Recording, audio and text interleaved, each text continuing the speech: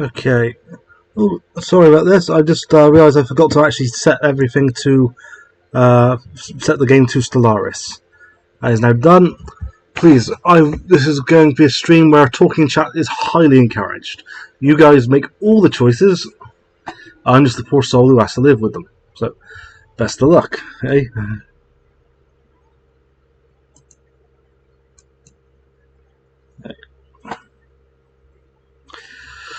Uh, yeah. Stellaris is currently loading. It could take a couple of minutes, but should be all fine. Let me trusty water. Put on me trusty headphones, and then we'll see how it goes.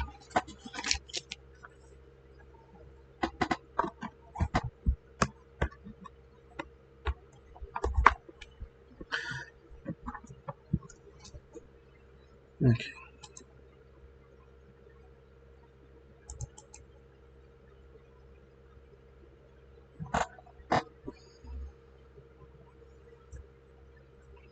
This is my first attempt at this, so it may end up as something of a scuffed stream. We'll see.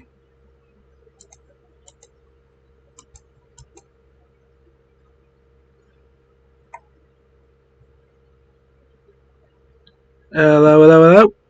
Welcome, Rosie, to Chat the Sides,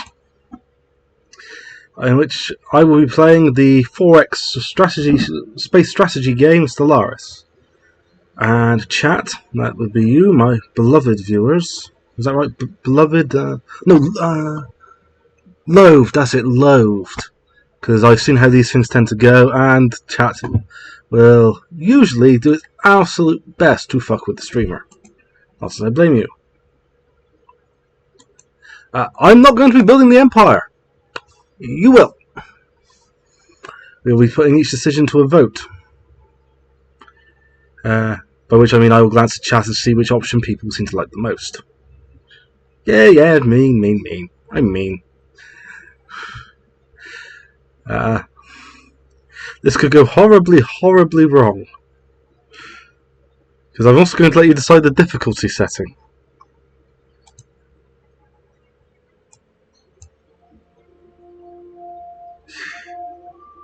Okay, I can hear Stellaris music in the background. That means it's starting to load. That's good.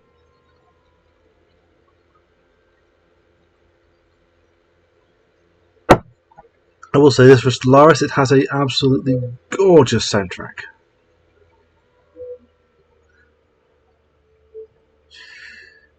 I will be making a couple of executive decisions when it comes to how things are done. I will try to stay hands off wherever possible with story options. Even the ones that do effectively kill your empire and put you down to one planet, I will even allow that. But stuff like ship compositions and colonizing, I will be taking control of, as well as international relations, basically. But besides that, it's all going to be you guys. Help me. No, I meant help me. First thing we'll have to do is decide what sort of empire we're going to want. Are we going to be fanatic xenophiles, xenophobes, militarist or pacifist, egalitarian or can't remember the other one. No, I definitely can't remember the other one. Okay. Or are we going to be a gestalt consciousness? Are we going to be a huge hive mind, a devouring swarm? Are we going to be a legion of faithless robots? Are we going to be cyborgs? These are all options that are available. As soon as this loads.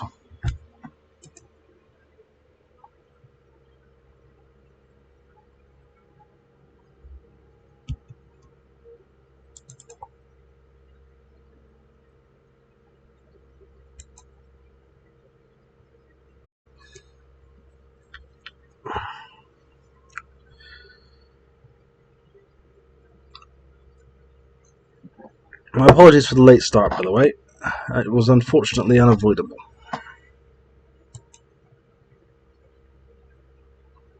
I will be reading the story out as we go.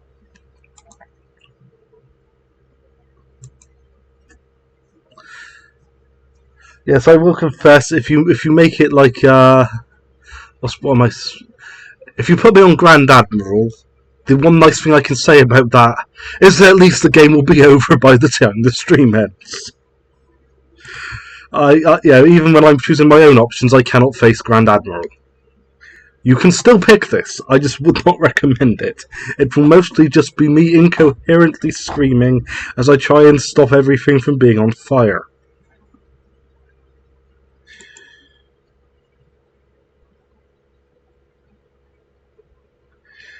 That is sadly how Grand Admiral games tend to go. Some people beat them very easily. I've not figured out how yet. Ooh, hang on, I did not mean to do that. Although actually no, it says a very decent pinned message. Still gonna unpin it, sorry.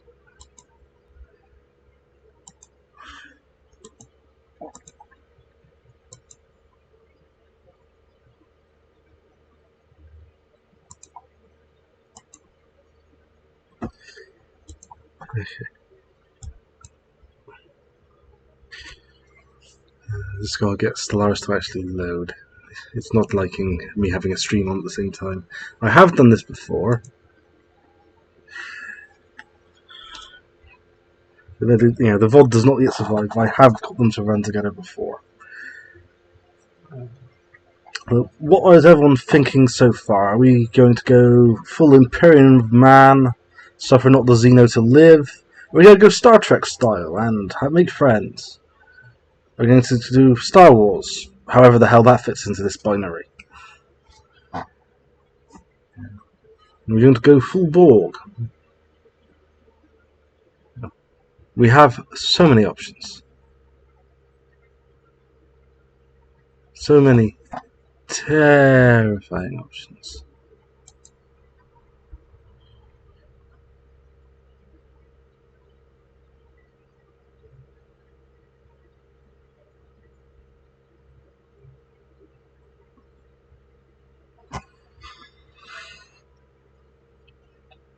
Good. The music's back.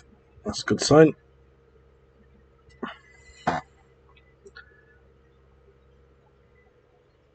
Okay, looking at the layout, I realise I need to expand the chat box a little bit more. There we go. Okay, that's a little better.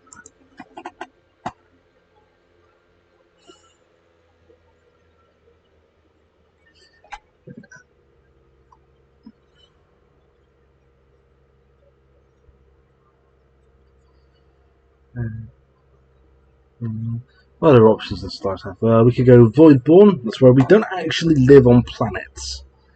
We live in space. Always. Just in space.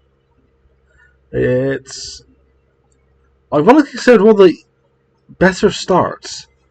I don't know why. I would personally, looking at Voidborn, I would be going, oh my god, this is terrible. But apparently what passes for pro players in this scene quite like it. What else have we got? We have here be dragons. Our world is protected by a giant space dragon. Yeah, that's a thing. Yeah. That's why I love the Reanimator Civic, because I get to kill that and keep it. What else? We have the...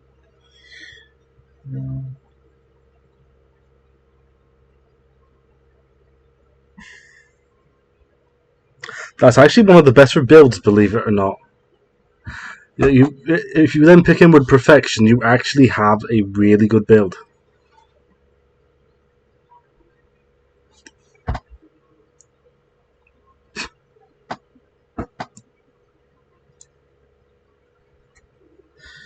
Okay. Oh, that makes sense. Oh dear, I went the one where you don't even start with hyperdrives. That's a hard start. That's a horribly hard start. Because you have to research so many of what you've just given at the start normally. Hyperdrives, research labs, a planetary government.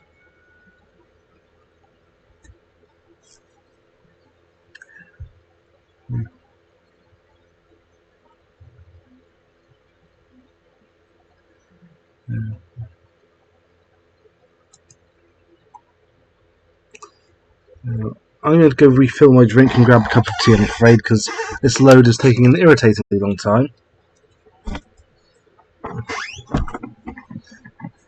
If it's not loaded within the next 10 minutes, I will default to Hollow Knight. I'm warning you now. I was aimed at the computer, not you, chat.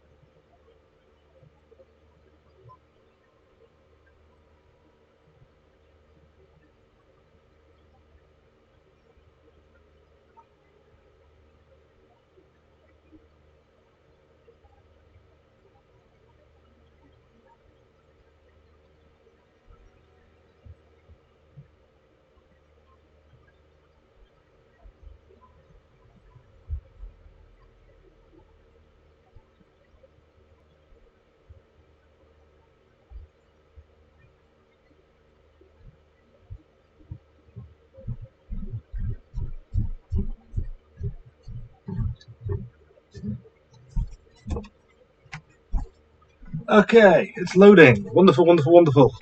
I have a cup of tea. That's even better. Now, one of the rules I'm going to give myself on this is I will be playing on fastest. Which means that outside of story options, I cannot slow down the rate of play.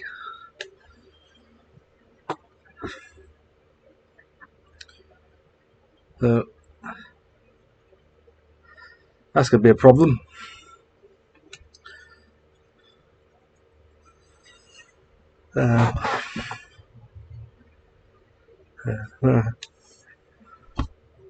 I shall, while we're waiting for this load, I shall sing the xenophobic song. As all true Stellaris players know. Let's be xenophobic, it's really in this year.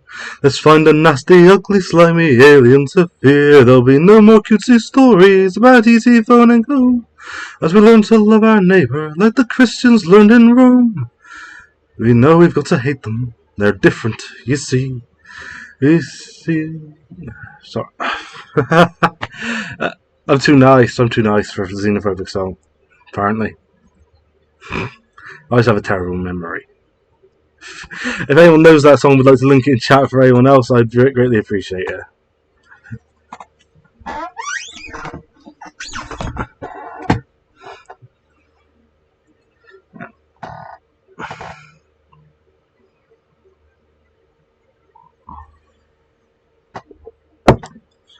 I'm still looking forward to finding out what on earth you guys are going to give me.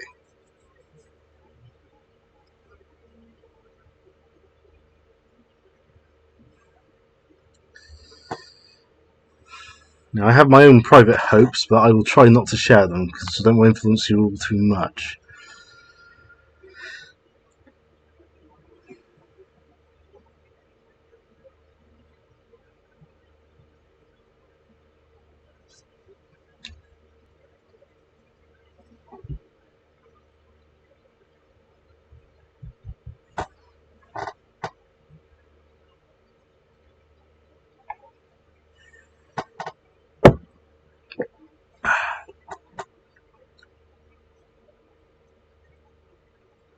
Seems to have gotten stuck on 88%, unfortunately. I don't touch it for fear it will give me... Oh, no, 93. We're getting there.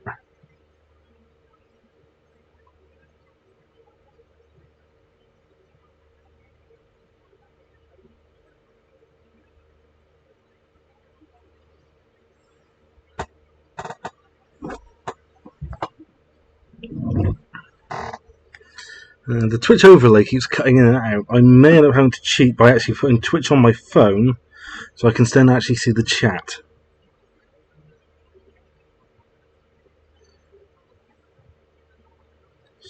Give me a second. So it cannot decide whether it wants to work for me or not at the moment.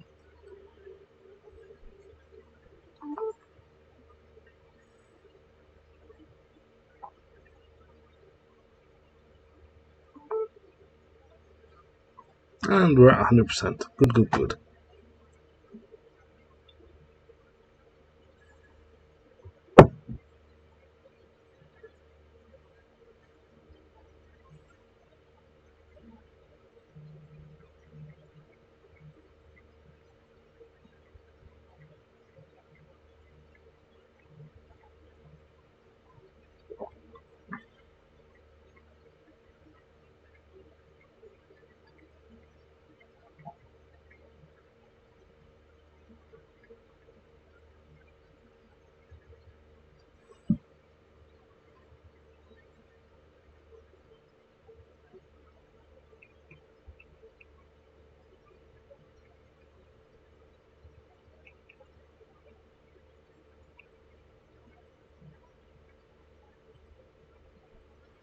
Okay, we're in. And the overlay is working. Can someone please drop a message in chat now so I can see if everything is working correctly?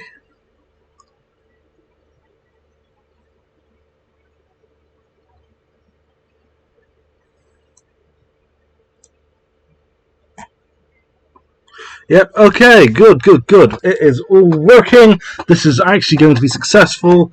I can relax at last. New game.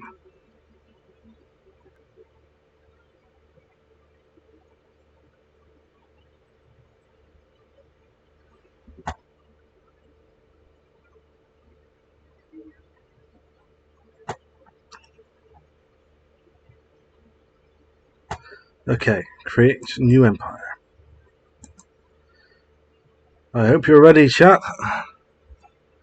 There's going to be a lot of options. First off, do we want humanoid, machine, mammalian, reptilian, avian, arthropod, that's bug people, molluscoid, that's slug people, fungoid, plantoid, lithoid, that's living rocks, necroid, that's zombies, aquatic, or toxoid? Pick one.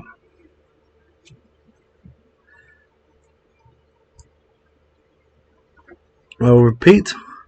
Humanoid, machine, mammalian, reptilian, avian, arthropoid, molluscoid, fungoid, plantoid, lithoid, necroid, aquatic, or toxoid. Which one do we want?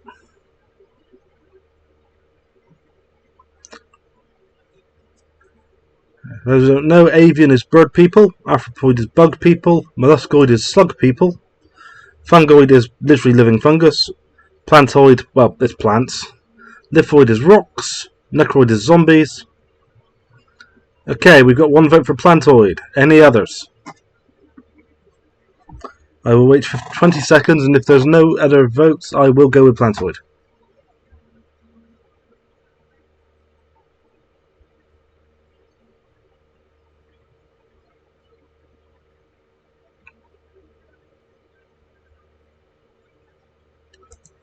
Plantoid it is, apparently. Okay. I will just pick a picture at random, more or less. We'll go with the piranha plant people. We'll just go random the names, because this does not matter.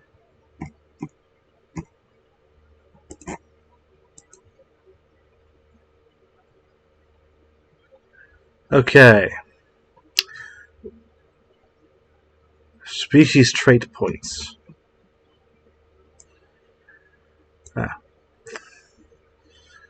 Do we want to be gregarious, ingenious, industrious, intelligent, thrifty, natural engineers, natural physicists, national sociologists, extremely adaptive, adaptive, non-adaptive, rapid breeders, slow breeders, talented, quick learners, slow learners, traditional, quarrelsome, docile, unruly, very strong, strong, weak, nomadic, sedentary, communal, solitary, charismatic, repugnant, conformist, deviant, venerable, enduring, fleeting, decadent. God, there's so many of these. Resilient, conservationist, wasteful. Now these are plant only. The following 4: phototrophic, radiotrophic, budding, incubator, or incubators. Now I would highly recommend we take one from these 4. So, taking all bets.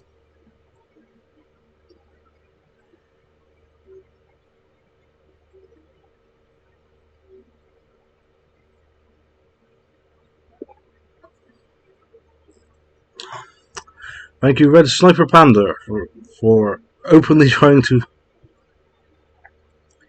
sabotage this playthrough.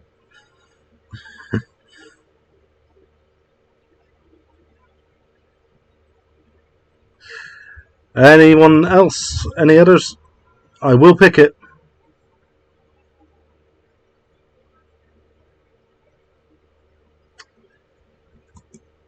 Okay, we've got 1 trade point left.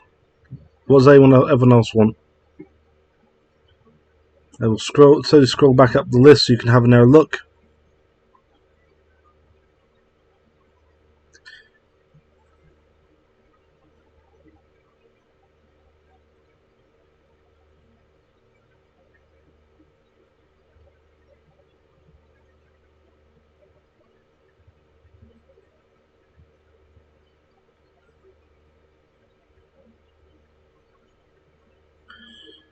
Any other votes?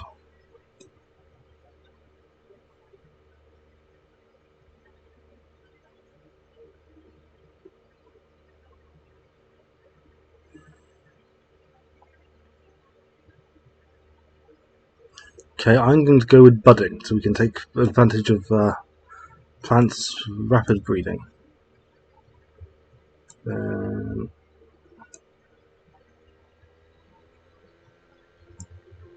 We will go with wasteful just to balance things out. Moving on.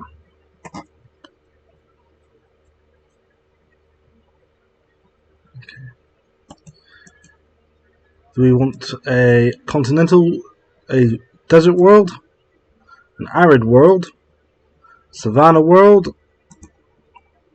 ocean world, continental world, tropical world, Arctic world, alpine world, or tundra world? Basically, how wet, hot, or cold do we want it?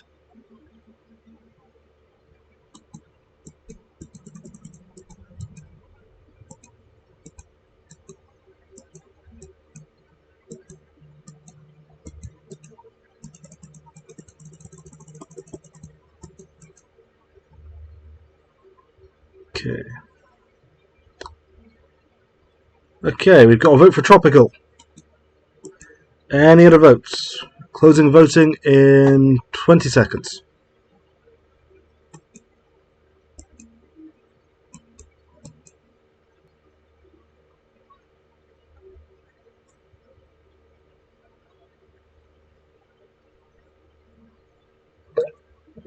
Vote carried. We are playing a species of tropical plant. Congratulations, everyone. We're at least staying on theme here. Now, I will read through these. This will take a few minutes, just so you know what you're getting into. Because these are our origin starts, and they will decide more or less everything. So, prosperous unification. I will not read the bonuses, I will just read the story. Through its strife and triumphs, this society has reached every young civilization's ambition. A homeworld with united goals and a path open to the stars. As prosperous unification. The Mechanist. This civilization has been preoccupied with the idea of metallic automatons since the early Steam Age. Although many said it could not be done, the first true robots left the assembly lines long before even rudimentary space travel was achieved. Syncretic evolution. A second species forms an integral part of this civilization. They are big, strong, and most of them have the intelligence of a particularly dim-witted child. Hi. Ancient wars have culled their species of their most aggressive tendencies, leaving them quite servile. Life-seeded. This civilization has evolved in a paradise, possibly designed just for them. Post-apocalyptic. Baptized by nuclear fire, this civilization has faced total annihilation and survived. Devastated, yes unbroken, they have rebuilt civilization from the ashes of the old world. You may put in votes as you hear one you like. Remnants. This civilization once spanned the void, controlling much of the galaxy. They were eventually defeated and almost destroyed, but after a long period of destitution, they are at last returning to the stars. The Shattered Ring. This civilization inhabits a ring world built by unknown forerunners. If it can be understood and fully repaired, it will grant them great power. Void Dwellers.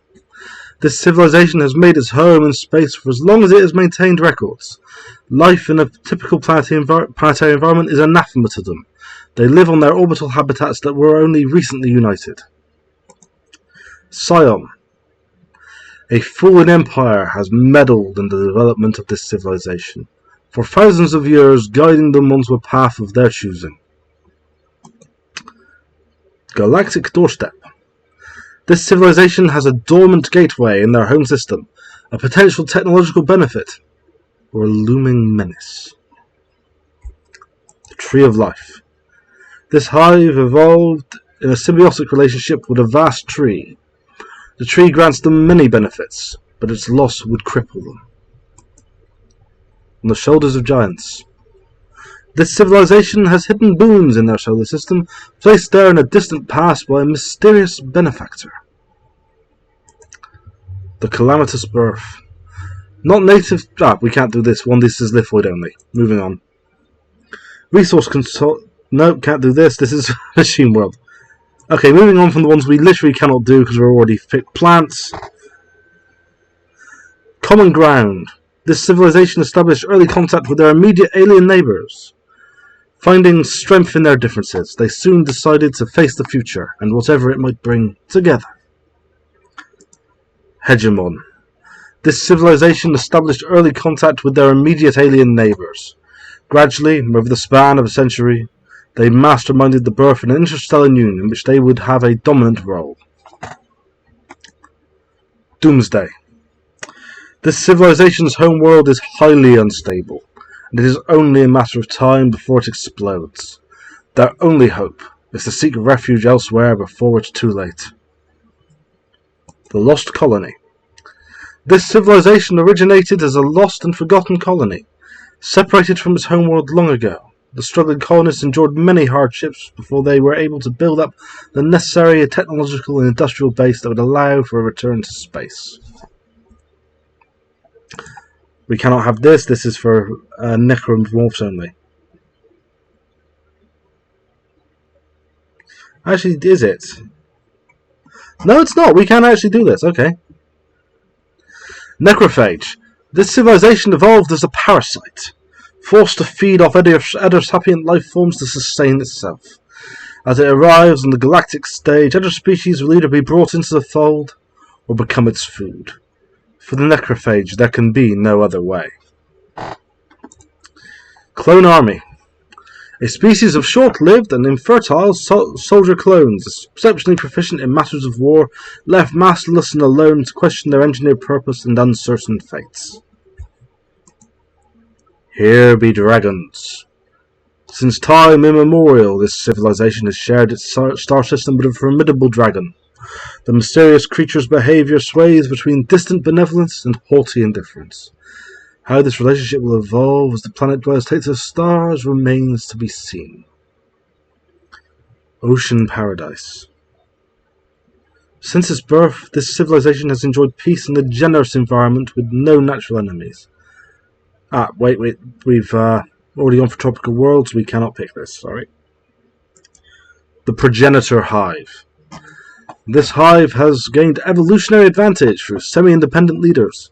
These offspring greatly improve overall efficiency, though they require constant oversight. Subterranean. The reasons for the migration are lost to antiquity. Perhaps it was an attempt to avoid predators, with the promise of bountiful resources that drew them. Whatever the case, this species has evolved to live under the surface of their homeworld, leading to a more environmentally versatile society. Slingshot to the stars. I swear to God if any of you picked this. Once the skies above this civilization were illuminated by shooting stars, then came a long season of darkness. Taking to the heavens in search of answers, the first off-world explorers discovered a dormant and long-abandoned quantum catapult. Teachers of the Shroud. Long before their first steps onto the galactic stage, this civilization has been supported and shaped by a Shroud Walker coven. The Imperial Fiefdom. Our first endeavour beyond our home planet was a painful one. Suddenly and brutally subjected to the whims of a foreign galactic power. Now we look towards a future in which we no longer live in the shadow of another empire.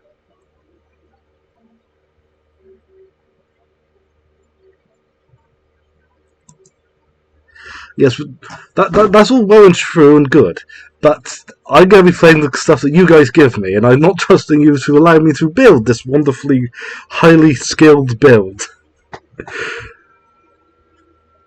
The civilization uses any and all means of organic enhancement, no matter the risk, no matter the cost. After all, it is better to burn out brightly than fade away into obscurity. Maybe that in a Winston Churchill voice there.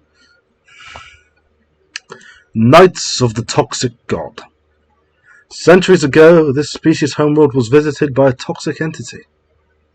The ecological catastrophe that followed ruined half the world, but allowed an early unification of survivors in their reverence for the toxic god. An order of knights has been created to search for the toxic god, and although many things have changed, the quest continues. Payback. This civilization has been visited by an alien empire, who forcibly enlightened and enslaved them. They have repelled their invaders, but will they return? I'm aware there's a lot of options here. We're on the last three, don't worry. Broken Shackles. This civilization began as a mutiny aboard a slaver vessel. It is made up of a diverse group of pre-FTL species. Fear of the Dark. A century ago, one of the planets in this empire's home system was destroyed by a freak asteroid. Some believe this was a malicious attack by an alien species. Others brushed off these concerns as mere paranoia. The tension between the two groups grew so great that a newly terraformed planet was granted to the fearmongers. Under one rule. Amidst violence and hardship, this civilization was united by a single leader. Consolidating power for the repression of weaker factions, they have now become a fierce advocate for science and technological advancement in the aftermath. An uneasy peace has descended, but peace rarely lasts. Yeah, this is the 40k star. Anyway, we've had one vote for Tree of Life. I will now slowly scroll up and down the list while I wait for more votes to come in. Okay, we have one vote for Lost Colony, one vote for Tree of Life.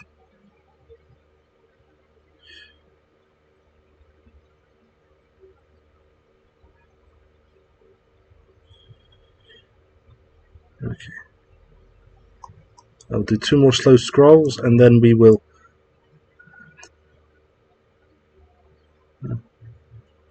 Who was the second for Tree of Life?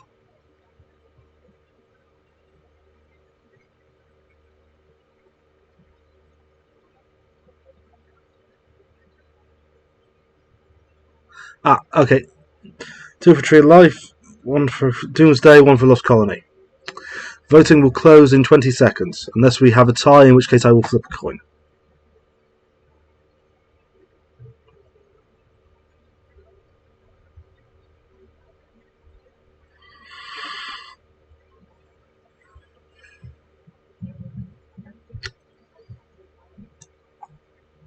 Tree of Life. Going once. Going twice. Gone. Okay. We must be hive minds here. So that does at least make the next question easier. What are we going? We're going hive mind.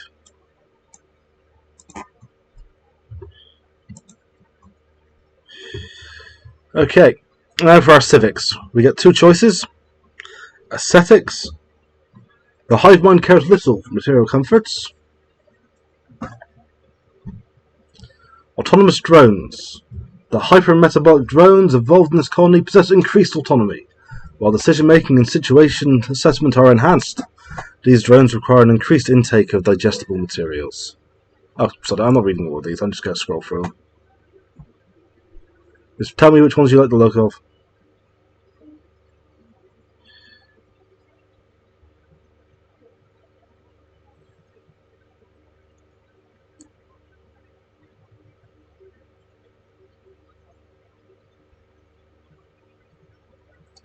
We're literally just going for which names you like, I'm afraid, because otherwise this would take forever. This is, well, still important. I wouldn't say quite as important as the origin. Okay, we have a vote for neural vaults. Any other votes?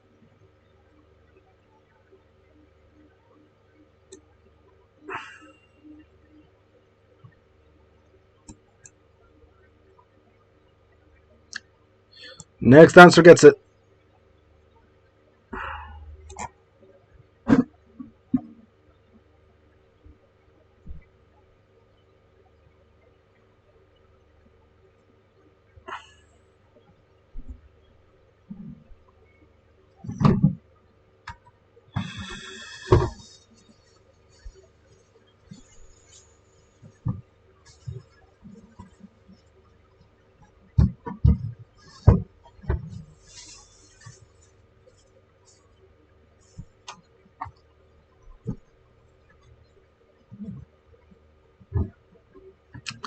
I'm making a mental note, I will be playing Idyllic Bloom on my own at some point, because that looks fun.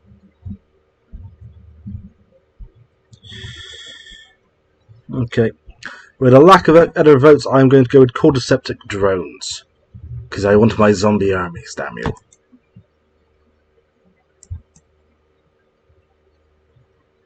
Okay.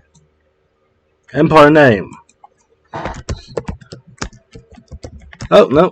We have a vote. I will go back.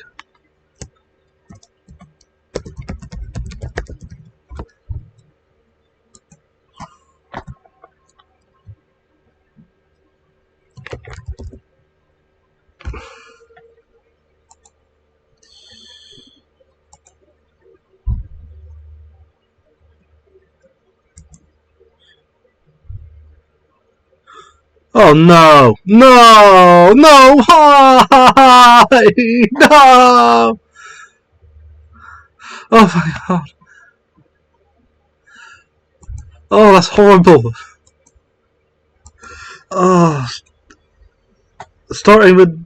There are some advantages to that start, but oh, is it horrible. Yeah, we're not going to bother with the flag. Okay. Randomize the ruler. Leader class. This doesn't really matter. Actually, it does, because this is a hive mind, so it'll stay for a while.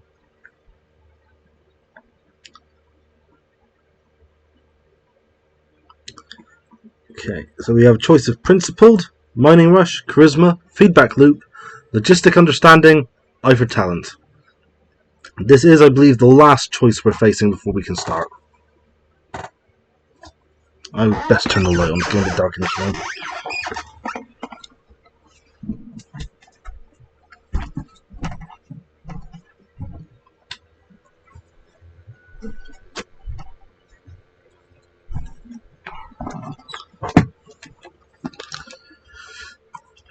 No messages in chat that I'm seeing, so I will just pick one.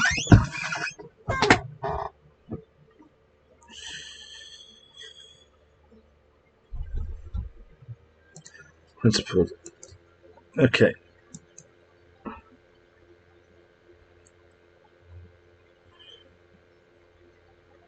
Ah.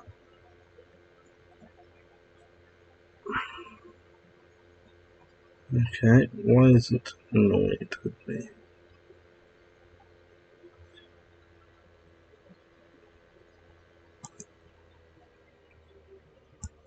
That's okay. That makes sense.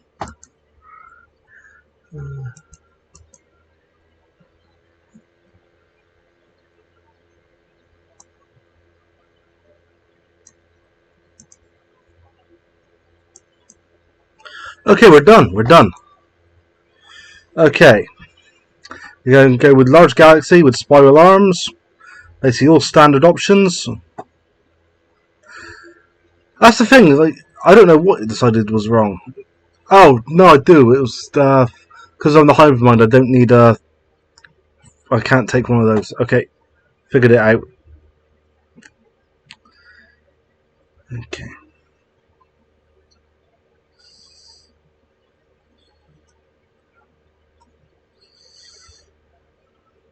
Going with defaults. Now, what difficulty are we going? There's the lowest, which is cadet. Oh, wait. Oh, they've got a newer one now, civilian. Okay. Okay, I am going to ixnay and just rule out any setting below ensign. But do we want ensign, captain, commodore, admiral, or grand admiral? Those are increasing in difficulty. I will be honest, anything above commodore above, I will probably struggle to beat with the amount of control I'm giving up here. So, if you want to see me fail horribly, you are allowed to pick those options. I will not hold it against you. Much.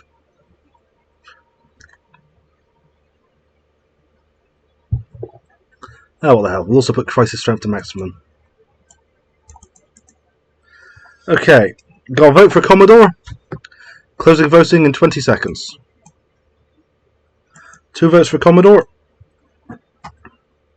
Hey, Drew. Welcome to what should be a weekly Sunday feature of Stellaris. This is Stellaris. It's a 4X strategy game. Everyone wants Commodore. Basically, you're playing a space empire. I am allowing chat to choose all of the story options. We are currently playing a species of intelligent plant who also have zombie spores.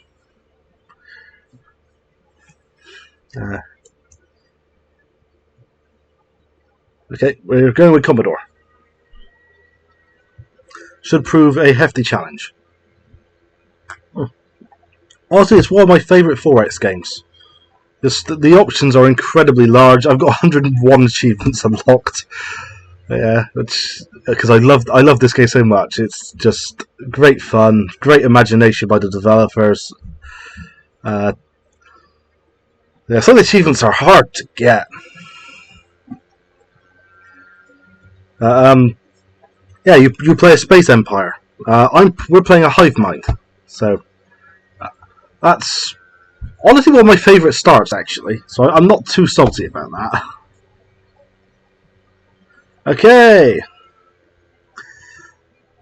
When our collective consciousness awoke, we served the tree, and the tree served us. We care for the tree, feed the tree, protect the tree, and the tree nurtures us. For the sake of the tree, we spread out over Caloctora Prima, planting and protecting offshoots of the tree wherever we went. Our world has served the tree for centuries now, and yet we fear the tree is not entirely safe, as we have learned something of the dangers which may destroy a planet. We have long known that this is not the only world. The galaxy is filled with treeless planets, and we yearn to change this. The tree must be protected. The tree must spread. The tree must grow. There's only one option, so I'll pick that one.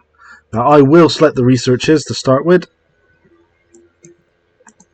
I tend to go highly science-focused to start.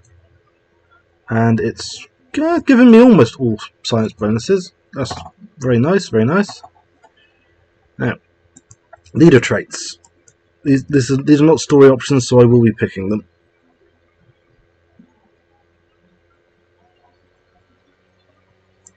We'll need lots of food in the future. Ooh, bonus to minerals early on, good. I want as many anomalies as possible.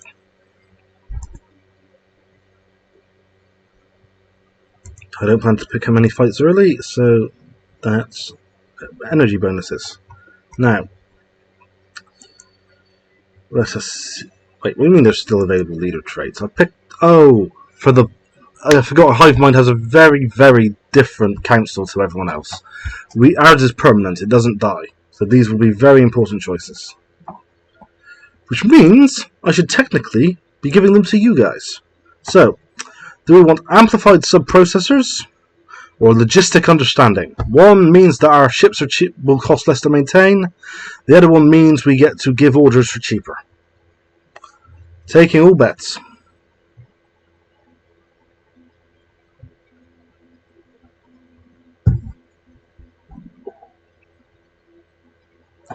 And mind you, I said I'd turn the speed up to maximum. Taking all bets. Going once. Going twice. Gone. Okay, we have one vote for logistic understanding. Cool. The cognitive node. This is our research node. Information gathering or node enhancer. This is one of those where I'm actually glad you guys are here, because I would genuinely struggle to pick between these two. They're both really good. One makes all our leaders grow faster, one makes just the ones on the council grow faster. But it also gives bonus in another quite important material. It's a tough call. Okay, we have one vote for node enhancer. Going once. Going twice. 2 votes. I'm going to call that motion carried. Thank you very much, everyone. The growth node. Do we want extra minerals, or do we want cheaper edicts? I know this is one of those where I do have a definite preference, but again, it's all in your hands. But please pick collector.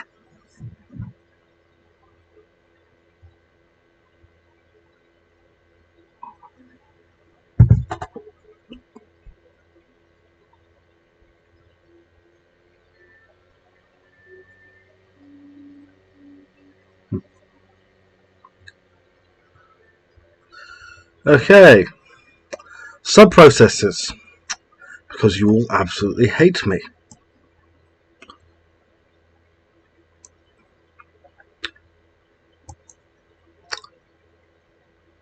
There is a place in hell for chatters like you. Okay, increased naval capacity or faster leader growth.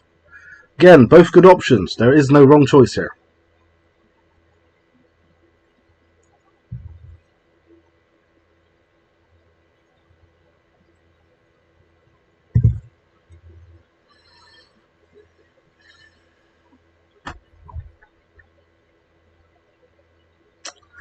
Split vote. Okay, split vote.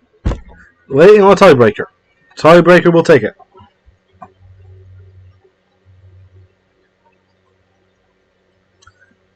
Or I will flip a coin. Do I have a coin? Okay.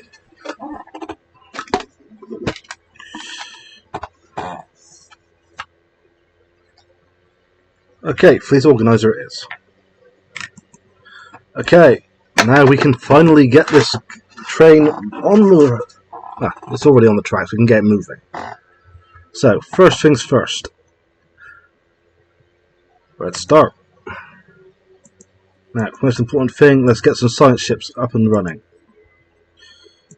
Then, okay, oops. That's going to be a pain. The Twitch chat overlay means I have to scroll to see how much mineral and energy I have. Okay, let's back away here. And set to surveying. Hire a leader. Ooh, alloys. You I want. I will wait to save up to have you. Extra alloys early? That's incredibly good. Now we want to start constructing things. Yep, good. The ISS Drifting Leaf has made a startling find on Golba 3. The planet is teeming with alien life. For the first time in history, we have encountered life forms that did not originate on Calictora Prime. This amazing discovery has silenced those who believed we were alone in the universe. Although none of the alien creatures found on Golba 3 are sapient, it is likely only a matter of time before we encounter beings that are. We may not be alone out here. Yeah, they're drowned.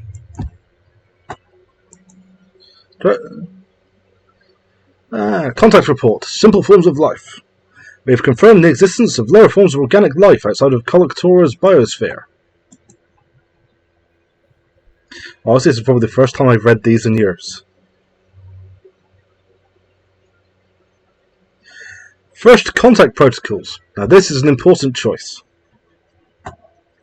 Our recent encounter with alien life forms has brought forward the need for us to decide how we should act towards any potentially intelligent alien civilization we may meet.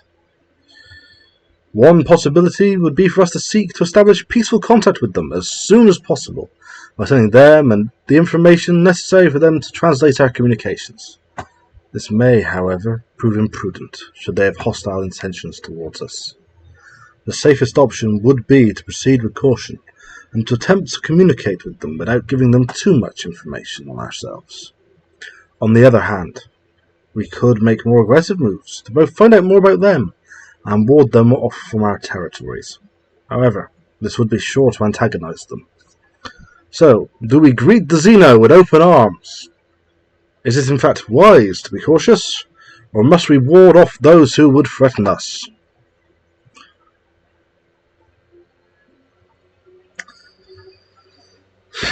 Okay, we have one for ward off threats, one for open arms. I warn you, chat, this may be the most important choice you make, because this will decide my general approach towards all other empires from this point onwards. Am I being a kind, friendly, loving tree? Am I, in fact, the giving tree, even? Okay. Ward off threats, then. Of course, chat chooses violence. When does chat ever not choose violence?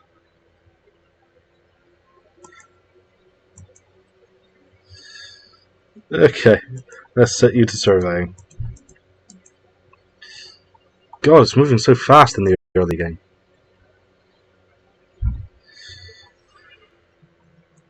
Yes, and I regretted it immediately. What was your point?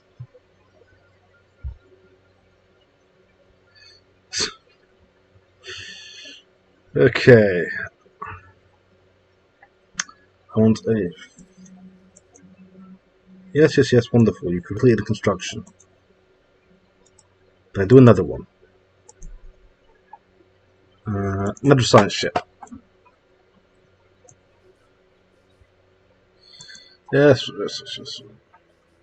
Ah, good. System surveyed, and both of them with lovely tropical worlds. We have a council agenda waiting. Yep, and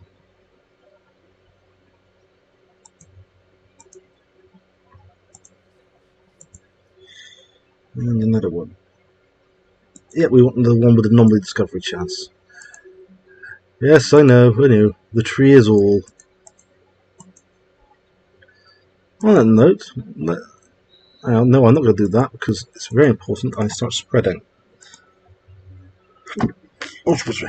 I'm going to need lots of food, chat. Lots and lots of food. Now, let us begin looking at what we have. We have vaults of knowledge already. Lovely. Nice bit of unity. Bit expensive. Spawning pools. Also lovely. Yeah, I'm getting to the tree. Hive core. Research labs. Synaptic nodes. Decisions. Okay, where are the options on... Can't find the options on the tree. Ah, there it is. It's in features. Look at this. Hop growth speed up. Society research up. Housing up. Agriculture up. This is good. I like this. I like all of this.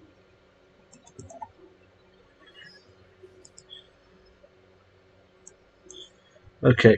I am not going to take that world yet. I'm going to focus on basically getting the arteries for travel. Now, this is one of those moments where we need to pause, for it's story based. Tradition selection. Do we want adaptability? Ask yourself this: what would the tree want?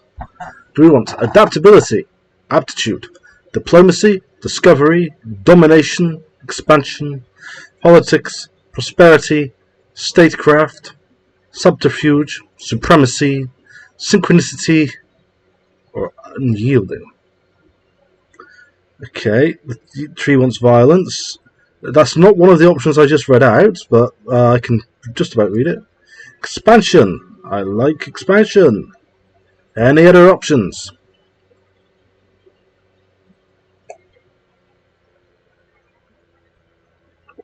Supremacy. We have one for expansion and one for supremacy. Any other options?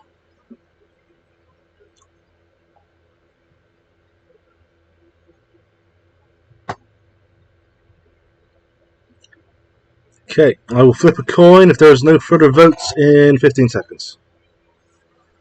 Okay, that would be expansion.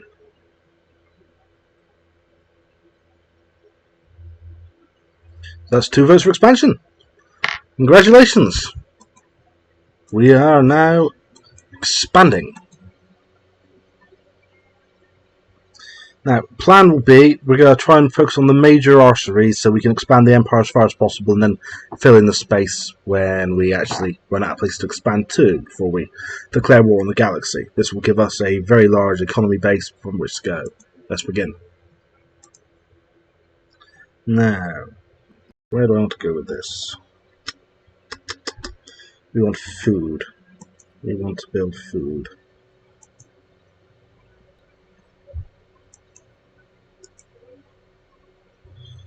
We also want to build another construction ship. Oh, no, we don't. We've already done that.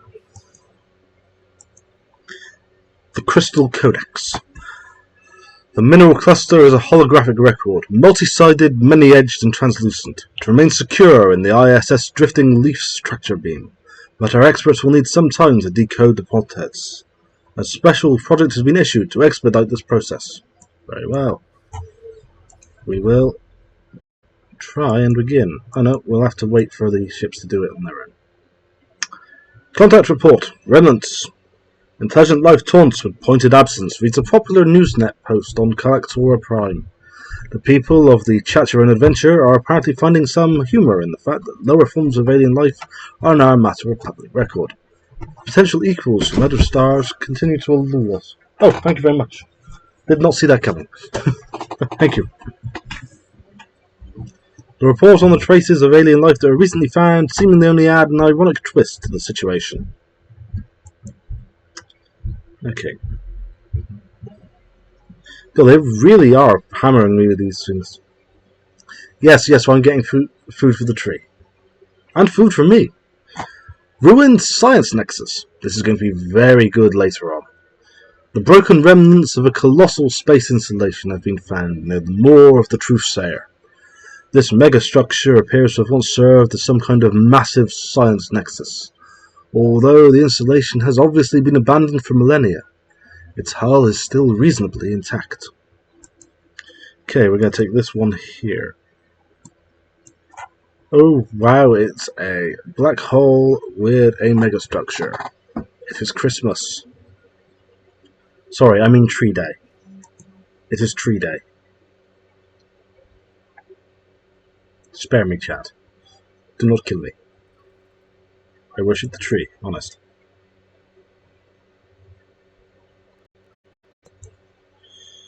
Okay. Let's keep building more food. Okay.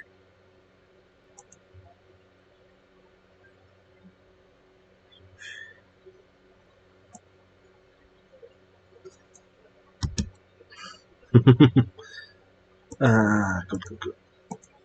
We'll just fill in that tree.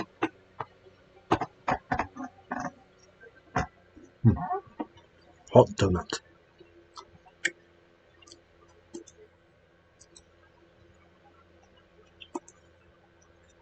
Helps to unpause the game.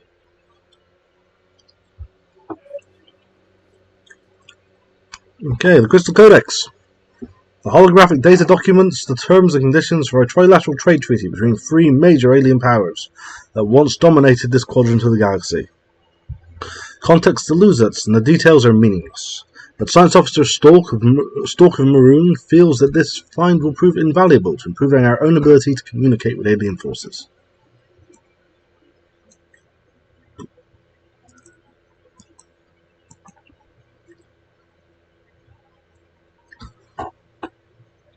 I'm aware I'm floating a lot of influence.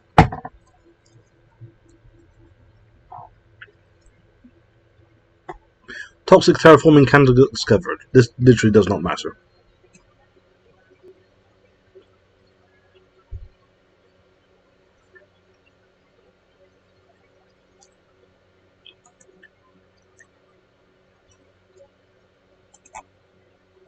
Should have clicked there earlier. Ah, good. I have an archaeological dig site. There's a chance we get the Bowl precursor. That would be incredibly good.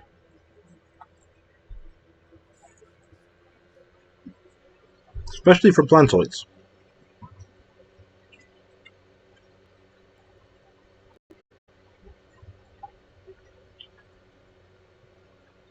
One of our big advantages is how fast we spread.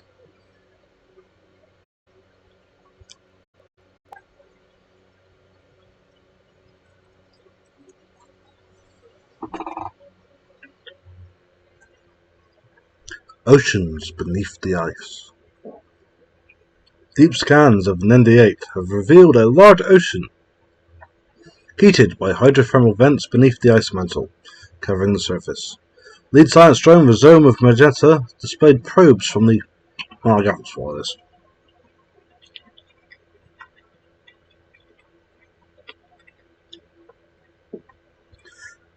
Dispatched probes from the ISS Floating Leaf that drilled through several miles of thick ice and found the water below teeming with what appears to be life.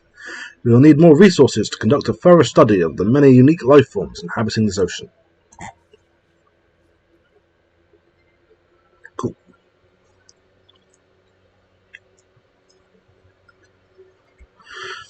Okay, one vote for whatever the first one is. Have fun, Drew.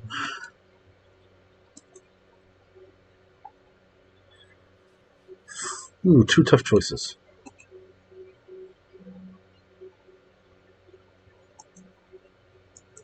No, you go there.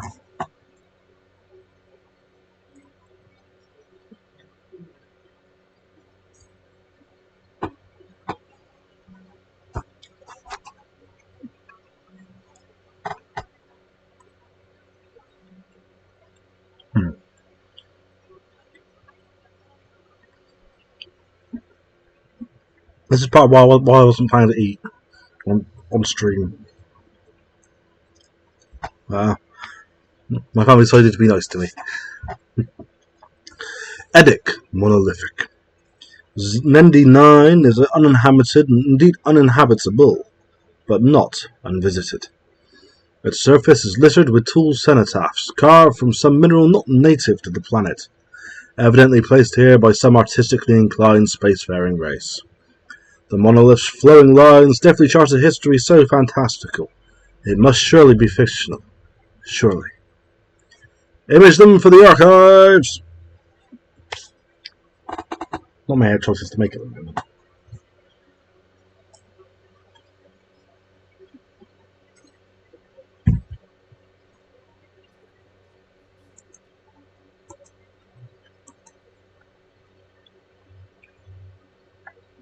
More research, please. More food.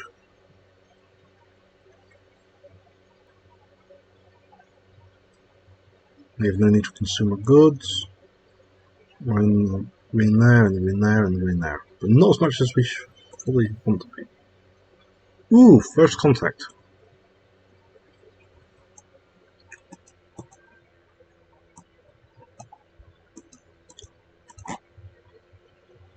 Contact report. Enigmatic spacefarers. News of alien ships humming through the ether has reached Coloctora Prime.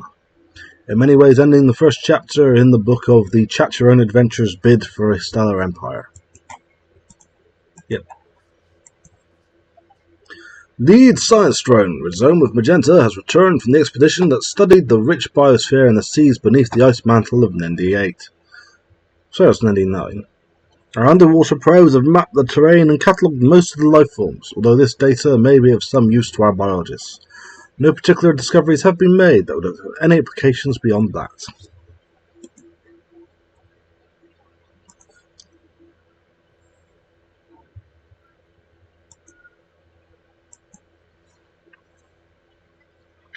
The ISS Soaring Leaf finds a disturbing tangle of technology hidden in a deep crater on the asteroid's surface. Evidently someone has, by rather simplistic means, managed to stabilize a one-way wormhole. Science officer Rhizome of Maroon suggests that the asteroid is an exit point. The other end opens up somewhere in uncharted space, some light years away from a black hole, and small quantities of dark matter are leaking, being siphoned through the wormhole. Whoever set this up seems to have abandoned the operation. Rediscovered dark matter.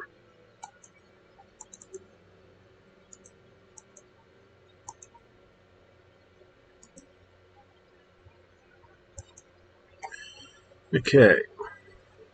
We're floating a fair bit of stuff at the moment, but I don't really want to go all in on building at the moment.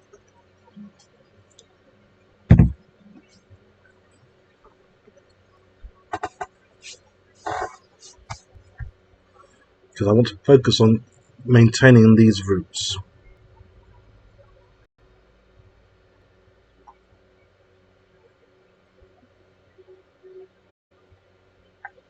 What I will do, actually, this is somewhat inadvisable, so I will build more science ships.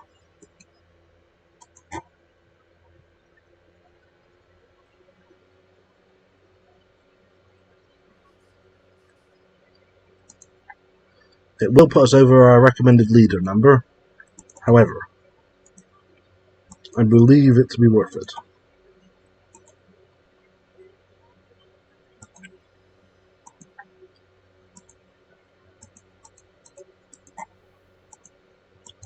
Okay, we have developments in first contact. This could be important, so we will pause for it.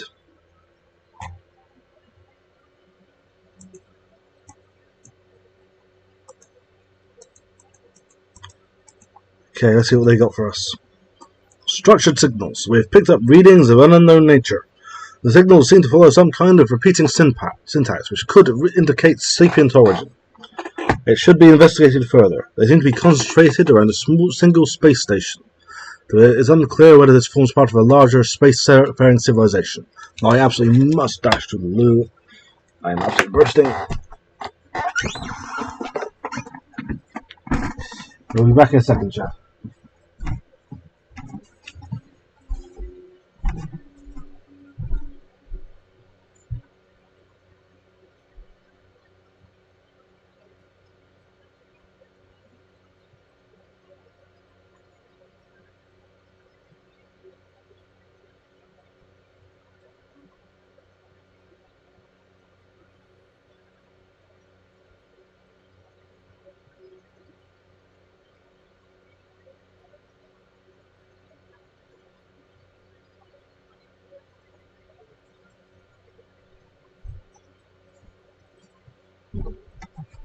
Okay, now I am going to change my plan a little bit here, just a little, because I do not want to be floating quite as much influence as I am at the moment, and we want to start a second colony. So I will in fact get the construction ship to, as soon as it's finished whatever it's doing, instead take Sigma Draconis. Although actually,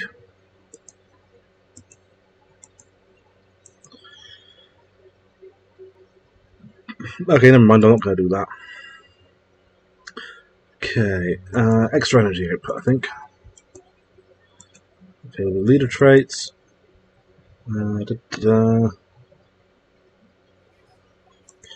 Dynamic growth. Okay, another first contact. We're very popular right now.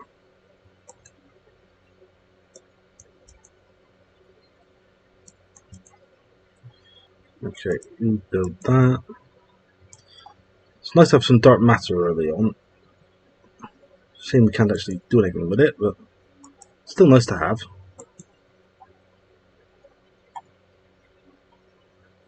Okay. And I think those extra science ships were a good cool. Ah, that's what I'm missing. Okay, it's for our main leader chat, so this is one where I'll have you weigh in. Do we want the hum of stability or dynamic growth? Do we want more food or more stability? That's empty.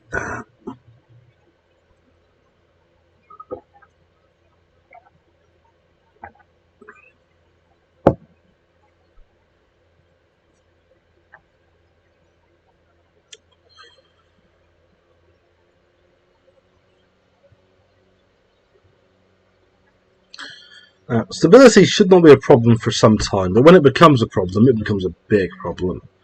But as a hive mind, we're always going to want more food and more growth. Okay, we have one vote for dynamic growth. 20 seconds on the vote.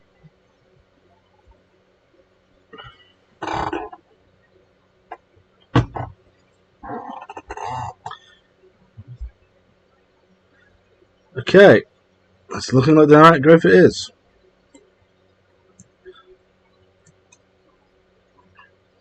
And we have an archaeological site pending.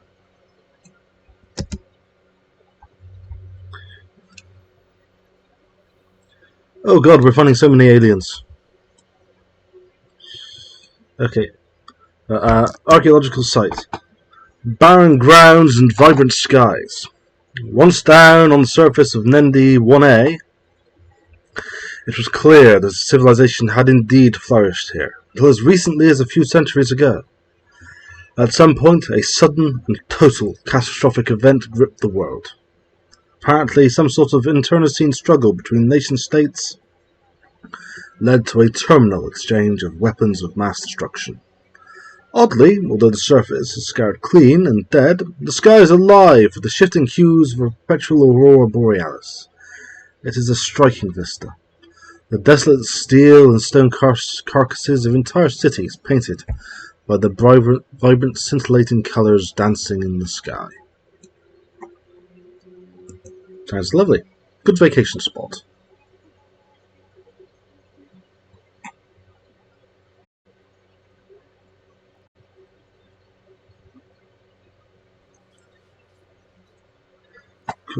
Cool. Okay.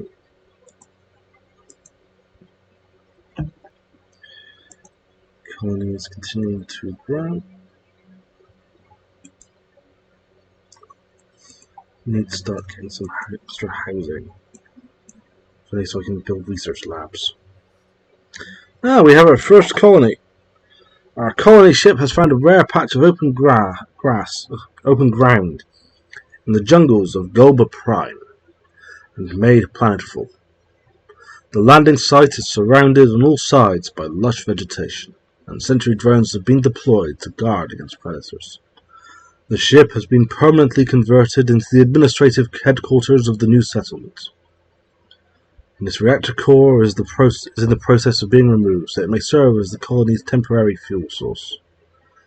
Hundreds of small tents and prefab shelters have sprung up around the former starship's massive hull, as colonists begin to disembark in large numbers. The first Gambius city on an alien world.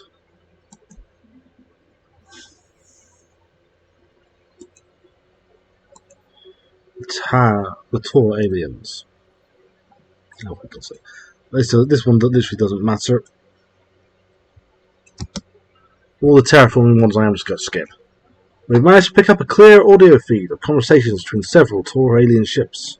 While our language drones are still none the wiser as to the meaning of any of the words they're recording, they're optimistic that the new signal will help them make significant progress towards a breakthrough. Great. Okay, how much influence am I floating right now? Good.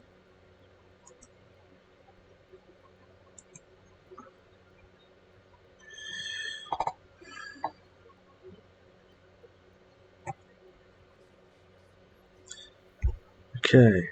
More aliens. God, we're surrounded. Okay, we contacted the artisan troop. Cool.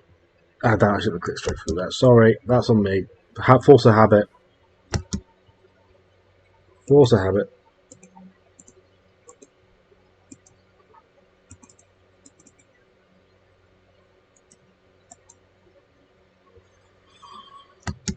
Okay, as soon as we come across anyone, we're going to have to go full throttle into making ships.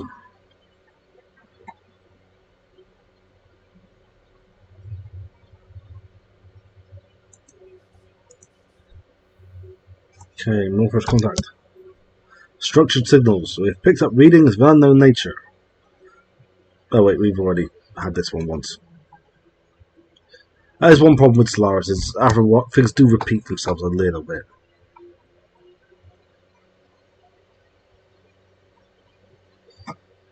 Okay. Oh dear! Okay, well, we already had one vote for the first option by Drew. The final rest. But what has to be beyond astronomical odds, the ISS Soaring Leaf actually managed to pinpoint the source of the odd signals as it soared past through the asteroid belt. A tiny alien construct. A simple scan reveals that it is some sort of ritualistic container holding the remains of an alien spacefarer. Do we let the coffin continue on its voyage, or do we open the coffin and study the corpse?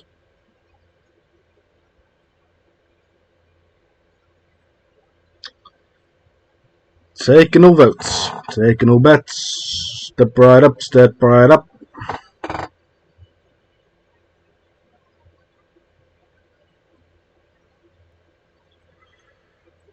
Study the corpse. One for study the corpse. One for let the coffin continue its voyage. Waiting on a tiebreaker.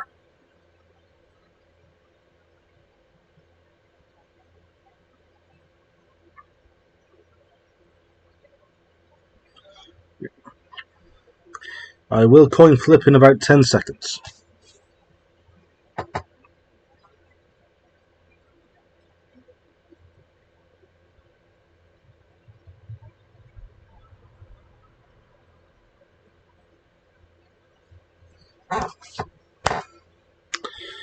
Okay, we're opening the coffin.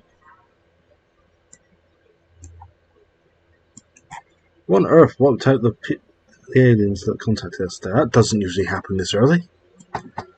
That's concerning. Is there a fanatical purifier right next to us?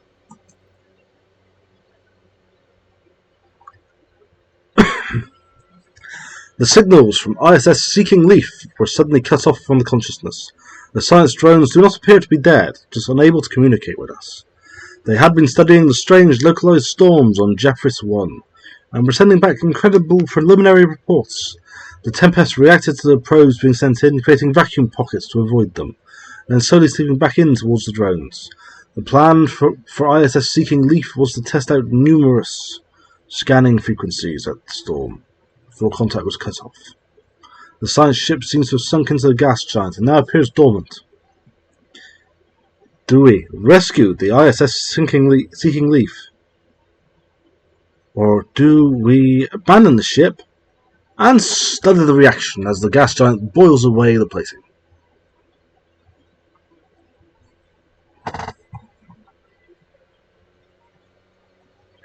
While we wait on that, I'm going to just do these because I seldom get a chance to get ahead of things with the speed that this game plays at fastest. So, rescue our scientist or watch them evaporate. One for rescue.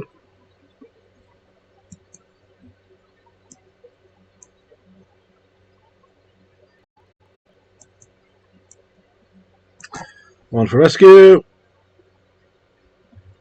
20 seconds on the vote.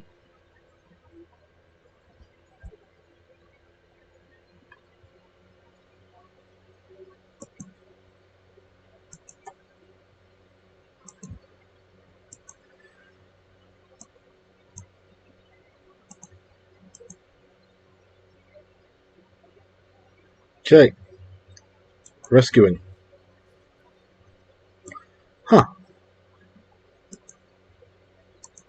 Even the more bloodthirsty is apparently wanting to rescue the ship.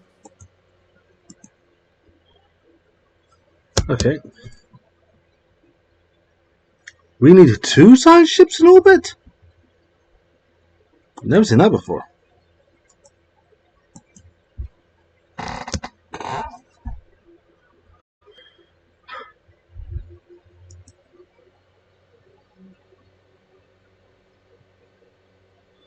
Abandoned Gateway. An ancient space station of some kind has been located at the edge of the Asmore system.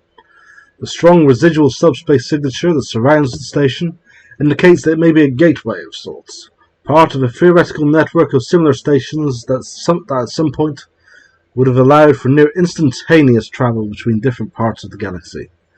Assuming this is a gateway, its current state of disrepair has rendered it unusable. If it could be restored into working order, its owner would potentially be able to access any other functional gateways in the galaxy, enabling travel across huge distances in a matter of days. Nice.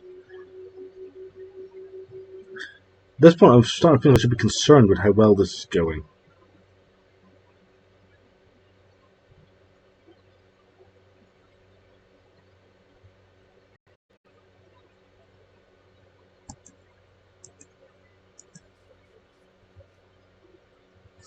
Okay, they both have to be in orbit, do they?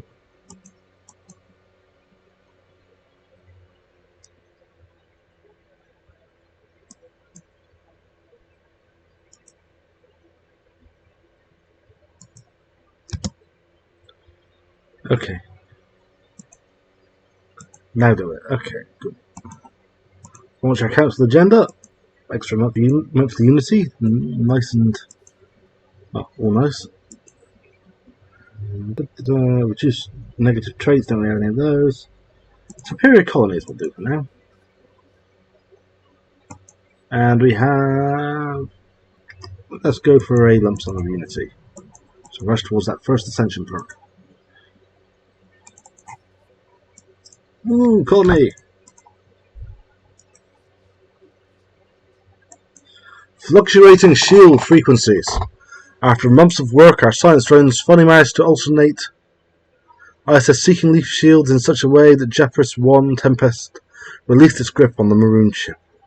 Communications with Stalker Bronze was quickly re-established, and incredibly none aboard ISS Seeking Leaf seemed to remember their time trapped inside the storm.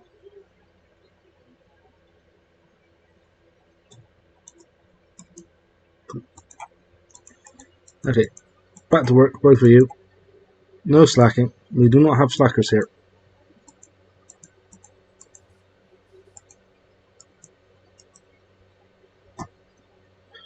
Okay. Oh, someone else has already got that. Okay. That means it's very important I turn this into a starbase immediately.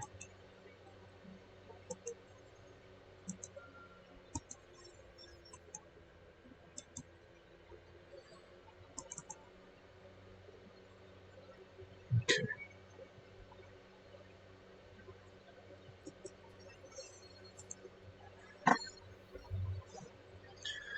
Okay.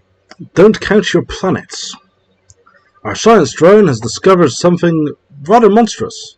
The mountain range they scanned earlier was in actuality the outer membrane of a gigantic egg. It's uncertain what behemoth could lay such an egg and what horror would hatch from it. Do we study it from afar or crack it open? I'll admit I've never actually studied it from afar. I've always worried that something would burst out of it and devour me. Anyway, chat, what do you want to do? I'll just pick a technology while you decide.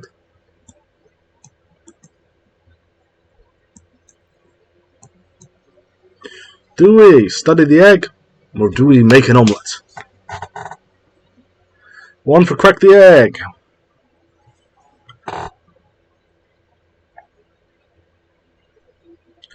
Okay.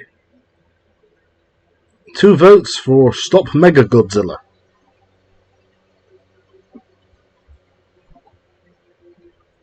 Any others? 20 seconds on the clock.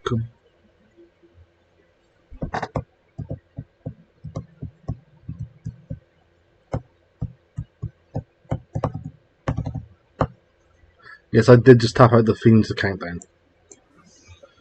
Okay. Nope, that's not a story thing. Ah, we've met the Shroud Witches, okay. The treachery of the Phi aliens. We had assessed allowing unknown aliens into our space to be a risk. An assessment which has proven correct. It seems the Phi aliens sent a covert force to intercept one of our logistic vessels in the Corvus system. Seizing the ship, escaping into the depths of space before we could send a party to destroy them. We can only hope they will be unable to find out much of value with what they've taken. Worrying. After successfully translating their language, we have established communications with the independent space station of the Shroud Witches. Shroud Witches. Ah, a visitor. Welcome. We are the Shroud Witches. Within this void-born hall, our coven communes with forces incomprehensible to most mortal mind. We contemplate the secrets that lie hidden in dreams, reservoirs of untapped potential, the unseen gears driving whole civilizations. The Shroud reveals much to those who would listen. At this moment, I listen to you. What brings you to us? Do you yet know?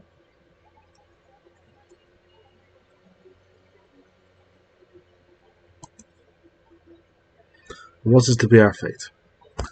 Ah, a momentous query, no less poignant for being asked by so many before you. Such a question carries a heavy price, but we can provide answers. Know this, however, the Shroud allows us to perceive events which have not yet come to pass. This knowledge shall guide your course, but it is beyond the power of any one event to alter the turning of the galaxy. If you would strike this bargain, know that your aspirations should extend no further than to be better prepared. But oh, what grand designs may be built upon even the merest glimpse of what is to come. Do we pay for it? Do we want to know the future, chat? Or are some things better not known?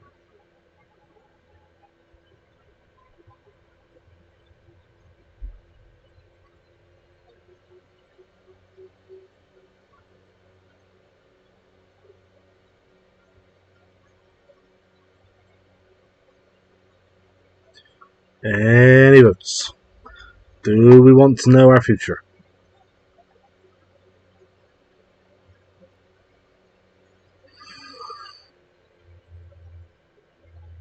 Going once, going twice, and I will just pay.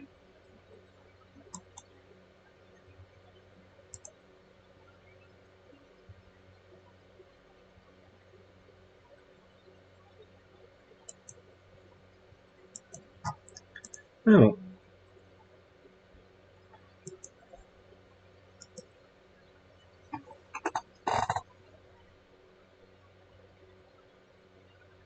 ooh, a lovely little ocean world. Pre-sapient species found. Scouring through the sands of 2 of 3, a curious form of molluscoid life exhibits many of the traits associated with the evolution of higher reasoning. While the species development appears to have plateaued some millennia ago, we might be able to provide a technological impetus for evolution.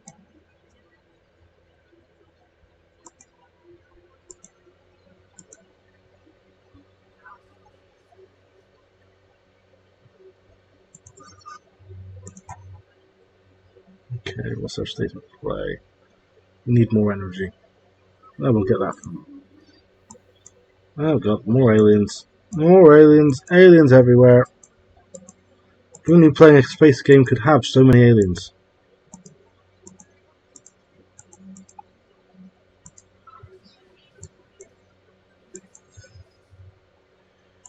Okay. Batteries.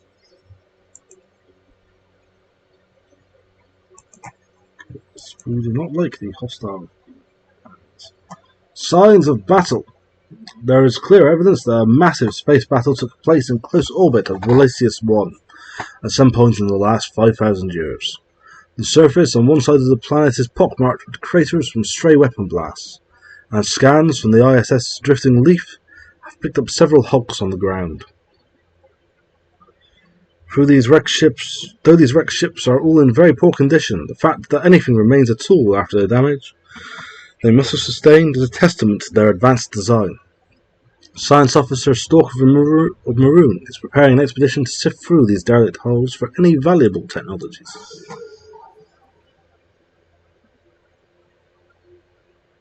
Well, that's a thing.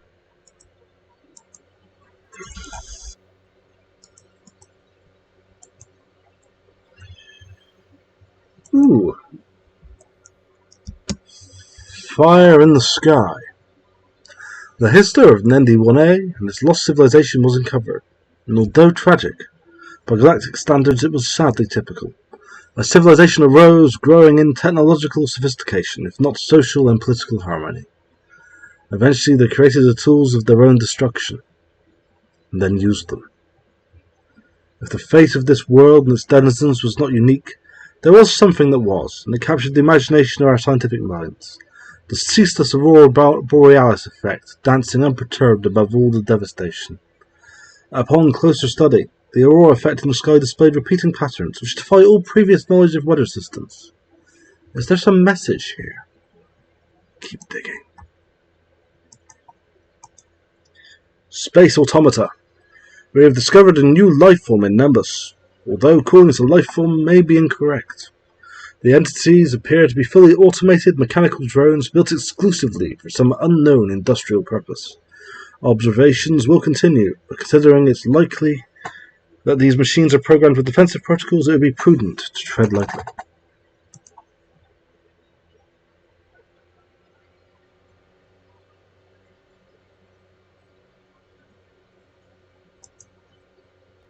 Yep, and continue onwards.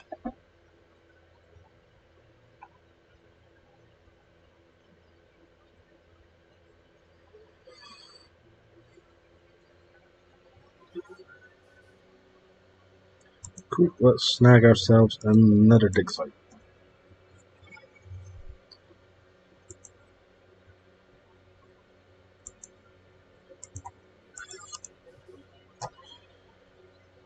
Okay, desert world.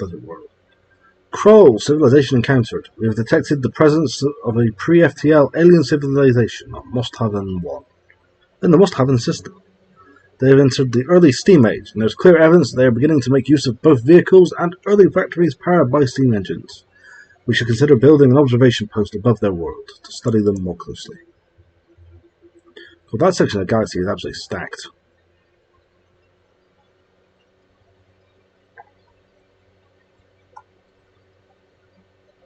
The fumes lie thick. The planet at Saron 3 is a toxic wasteland. But our scans unveil that it has not always been so. A now extinct civilization seems to have destroyed its home planet via heavy reliance on climate-altering fuels and toxins. On a remote hill, close to a major city, we have found a lone active facility. A robot assembly plant, desolated and surrounded by military vehicles so deteriorated they break upon touch. The facility is alien and mysterious, but can provide us with ample study material.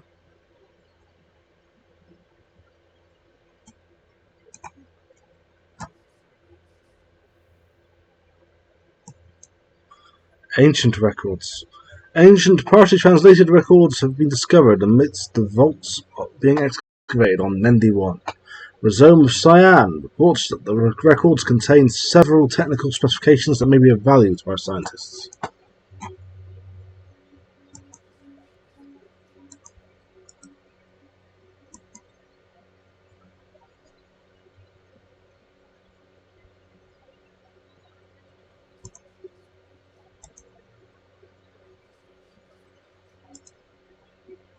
Okay.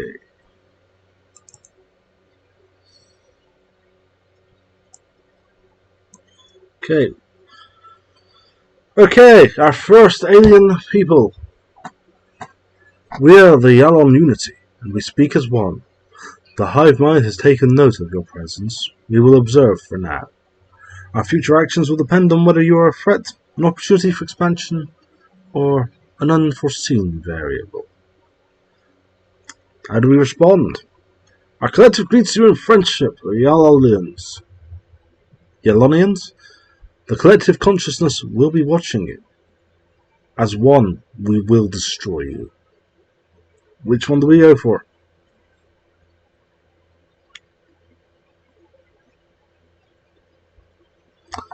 Are we declaring that there can be only one of those who can be only one? One for destruction. Any other votes?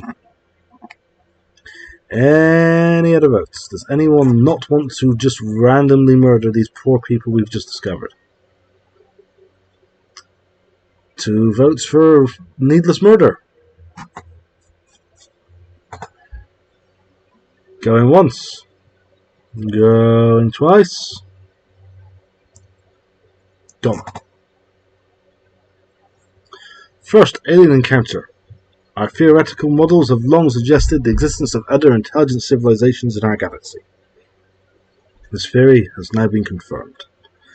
The alien political entity that we have encountered has a level of technology similar to our own, indicating that we achieved spaceflight at roughly the same time. They are different.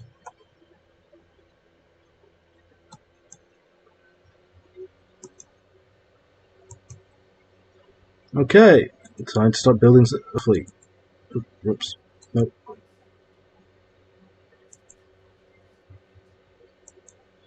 No. The team under Science Officer Stalker Maroon has finished their expedition on Walaeus 1 and returned to the ISS Drifting Leaf. Sadly, the wrecked starships on the surface were too badly damaged to recover any useful technologies. These vessels were clearly very advanced, however, and we could gain valuable engineering insights if we analysed the way they were designed. We should consider the construction of a permanent science outpost in orbit. Military go burr.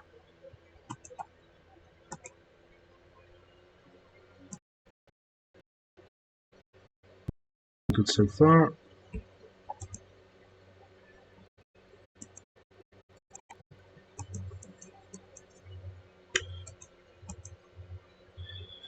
We have detected the presence of an alien civilization. Okay, blah blah blah, early space age, we've seen all this before. The Galactic Omelette. The insides of Asmore 2 were not what we expected. Instead of some infant titanic life form, we simply uncovered genetic slop. The entire planet is filled with genetic material and resources.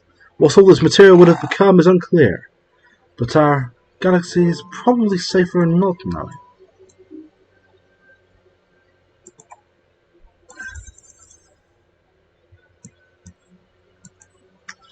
Ancient mining drones. The deep space drones we have encountered appear to be the workers and custodians of autonomous orbital mining operations.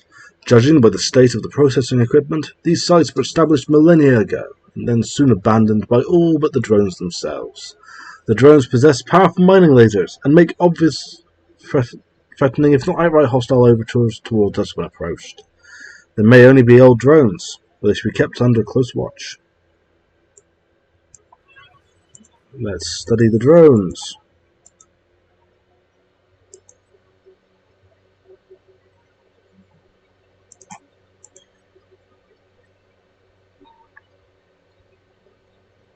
Okay, it's Dr. Maroon. Survey speed. We want more discovery chats, I think.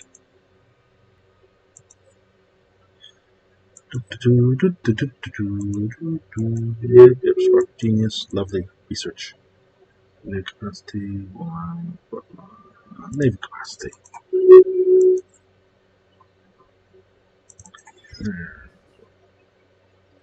700.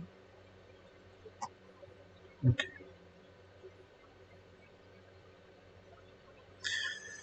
Oh dear. Diplomatic choices. Well, here we go again, chap. Wreckage identified. Our crew aboard the ISS Floating Leaf report that the Strato 1 shipwreck appears to have been the result of an unexpected geomagnetic solar storm. The supply ship suffered a complete loss of life support systems and sustained inoperable damage, drifting until it entered Stratos 1's gravity well. There are no survivors. The ship's cargo hold does indeed contain a notable amount of minerals. However, the captain of the ISS Floating Leaf cautions that the construction indicates Yalon design. It is highly likely that the minerals belong to the Yalon Unity, and they may be displeased should we lay claim to their equipment. Do we need those minerals, or do we return them to their owners? From a more pragmatic point, please return them to their owners. We get such good stuff out of it.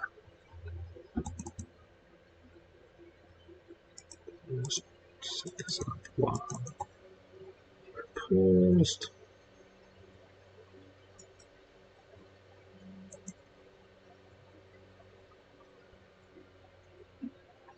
So, take minerals, return minerals. Which are we going for?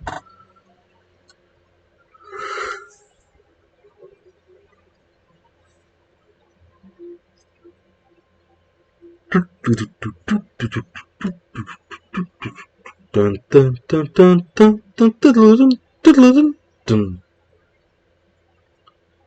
Nope, okay.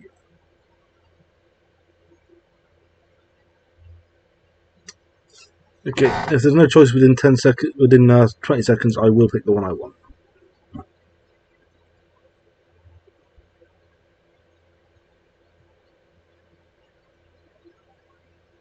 God damn it. Okay, take the minerals. Going once, going twice, going a third and final time. We need those minerals.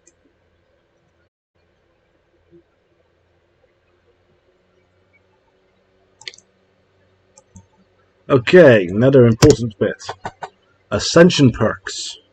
These are big, chat. Okay. Now, here are our options. Now, nihilistic acquisition. It allows us to kidnap people. Interstellar dominion. It allows us to make star bases a lot cheaper. Basically, it allows us to expand for cheap. Technological ascendancy. We get rare technologies faster and we research faster. One vision. We don't have to worry about people choosing not to go with our governing ethic. We're a hive mind, this really could not matter less. Like, I'm almost surprised we're allowed to pick this one with how pointless it is. Mastery of nature. Which is, I suggest, this option the tree would like. Although we mastered the nature of our homeworld long ago, the alien vibes have long since encountered present. We have encountered. I'll start again. Basically, we can make worlds slightly bigger. Imperial prerogative. We can have a bigger empire without straining our bureaucracy. Executive vigor. Our edicts fund is bigger. Why does this even exist? Transcendent learning. We get better leaders. And shared destiny.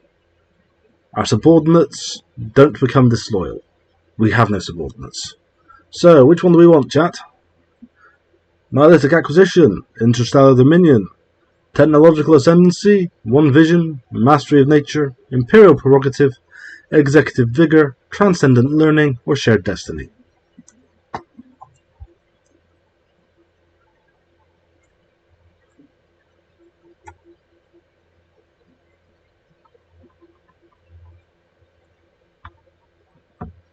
Okay, one vote for kidnapping.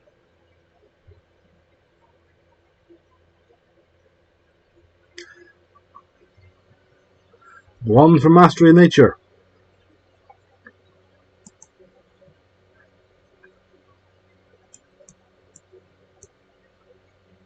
Any other votes? One for kidnapping, one for mastery of nature. I will pick in 10 seconds. 9, 8, 7, 6, 5, 4, 3, 2, 1.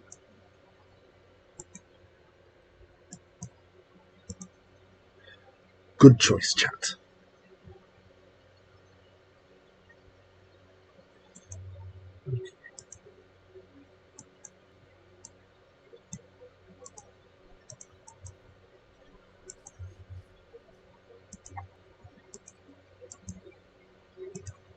Okay. Ancient Life Pod. An abandoned life pod was detected in close orbit of Lorgren 9. It's covered in scorch marks, presumably from when the pod's mothership exploded, and preliminary scans suggest it was built more than 5,000 years ago. The crew of the ISS Soaring Leaf managed to open the pod, revealing the withered remains of a reptilian alien clad in a resplendent uniform. Clutched in one of its claws was a small picture of another individual from the same race, possibly a mate or revered leader.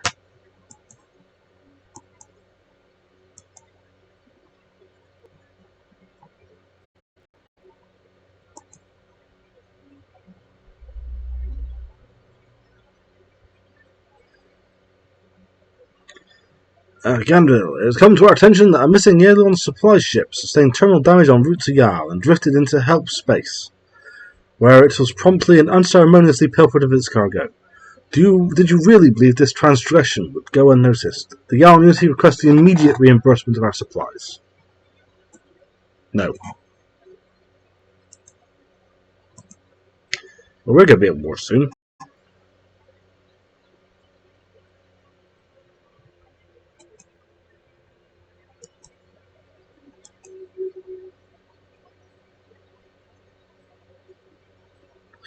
The shroud grows quiet once more. The shroud grows quiet. Once more, the weary river of time recedes into its well-worn course. The changes foretold by the rite of divination have come to pass. Go now in awe as you reflect on the workings of the shroud.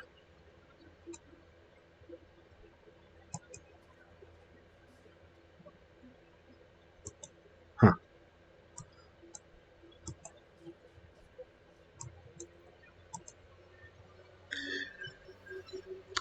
Okay, fully excavated archaeological site. Wonderful. As expected, the rhythmically pulsing aurora around Nendi 1 are not natural in origin. The world is surrounded by a still active network of microsatellites. These machines are programmed to project pulses of charged particles into the upper atmosphere, emulating solar winds. The patterns were intended to project a calming effect on the minds of the population. A subliminal message would disguise a channel to suppress any negative emotions and achieve global peace. Clearly, it didn't work as intended. Ancient, partially translated records have been discovered amongst the ruins being excavated on Nendi 1. The zone of Cyan reports that the records contain several technical specifications that may be of value to our scientists.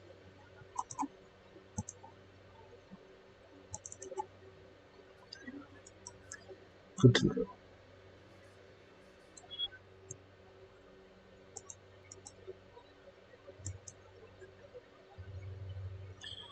Okay. Alright. Thank you. Yeah, we want more research. More research. What do we want? More research. Why do we want it? Because we can.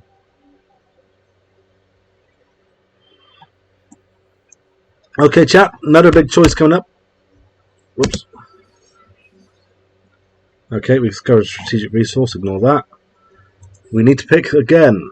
Adaptability, aptitude, diplomacy, discovery, domination, politics, prosperity, statecraft, subterfuge, supremacy, synchronicity, or unyielding. What do we want?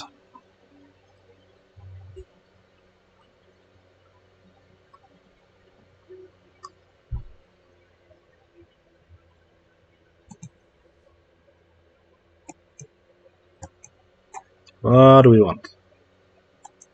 I repeat. Adaptability, aptitude, diplomacy, discovery, domination, politics, prosperity, statecraft, subterfuge, supremacy, synchronicity, unyielding.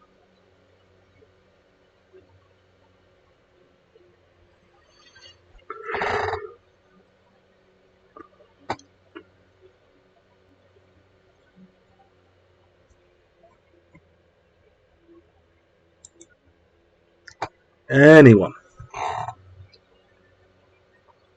Okay.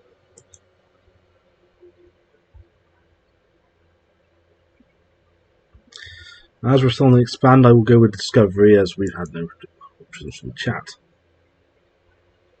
Going once.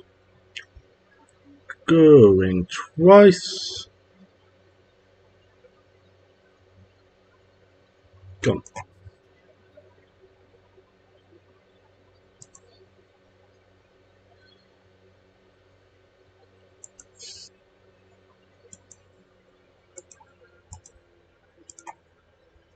Okay.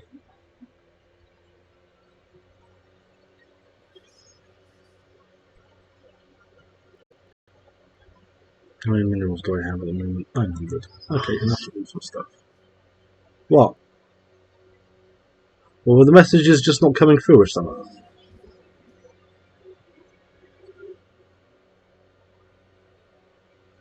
The ISS Drifting Leaf crew has succeeded in isolating a signal embedded within the unusual pattern of interference. You just did a laughing emote, didn't you? If you did something else, I'm afraid your message just got eaten, I'm afraid. The ISS Drifting Leaf crew has succeeded in isolating a signal embedded with the unusual pattern of interference in the binary system. The signal is a song, a complex sonification of an advanced mathematical equation, to be precise, and one that science officers stuck in the room cannot seem to get out of their head. Who or what may have composed this song remains unknown, though its complexity infers an incredible level of technological sophistication regarding subspace harmonics. The signal's geodetics suggest a point of origin outside of our galaxy. Okay, we'll go supremacy next. My word upon it. Unidentified pilot. The mummified remains of a single individual belonging to a previously unknown mammalian species has been found drifting in high orbit over Timar 1.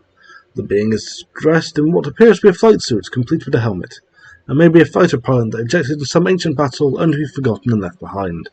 Our study of the corpse provided some interesting data.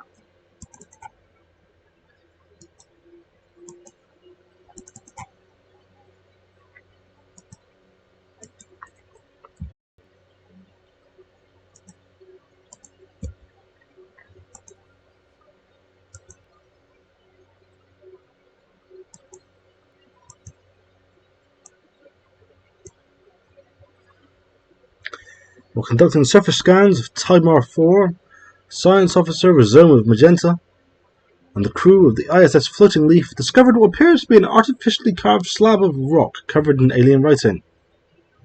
They have not detected any other signs of alien activity on the moon. Now, exactly how this mineral came to be here is a mystery. We have prepared a special project to translate the text. Okay, that's one demo sign ships. Good to see, good to see. Okay. Found an air pre-sapient species. Always nice.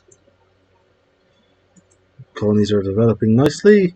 Things are under control at the moment.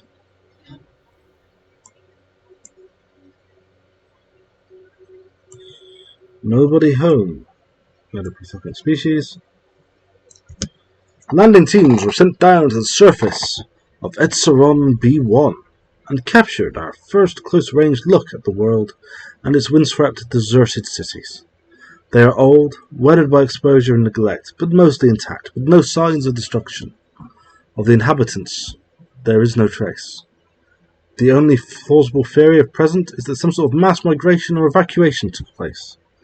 We still have yet to determine what could compel an entire species to abandon everything they've built and ever known. Keep digging.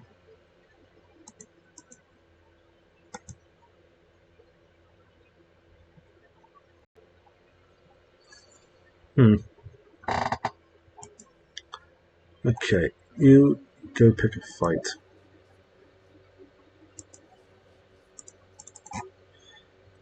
Okay, head towards the observation world. Take the observation world. We're going to be stuck around here for a little bit because these are important and I want to get them early. Ooh, a Gaia world. Oh, that's beautiful. Oh, I do love Gaia Worlds.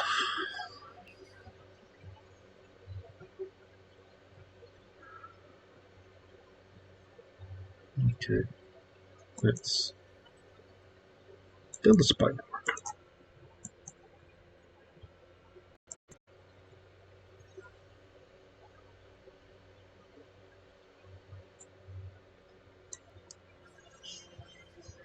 Mining drone work ethic. The drones and their tireless, endless work of extracting ever-diminishing resources from the local planetoids make for a somewhat dull, but nevertheless informative subject to study. In fact, we could stand to learn a thing or two about maximizing mineral extraction rates while conserving energy. Additionally, we have found that the drones are not completely silent. They emit signal pings, though extremely infrequently, and at a wavelength hard to isolate from background noise. Whether there is anyone left to receive these pings may be a mystery better left for another time. Are these easy prey, or fascinating automata?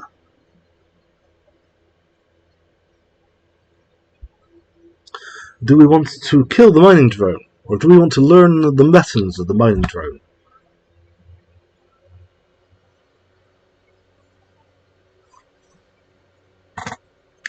I point out that they are not technically alive, and thus not in defiance of the tree. The tree, I believe, would be very neutral on this issue. Learn. Okay, one for learn.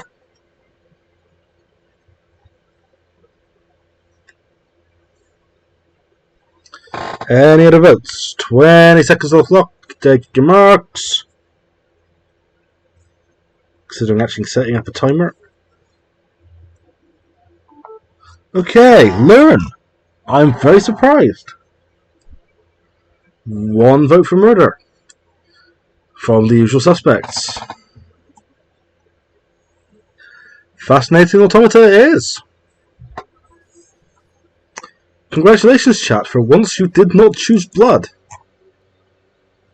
Possibly because these didn't in fact have any. In fact, almost certainly because they didn't have any.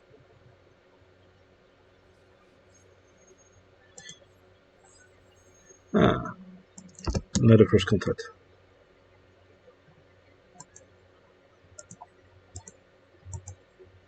I am the tree.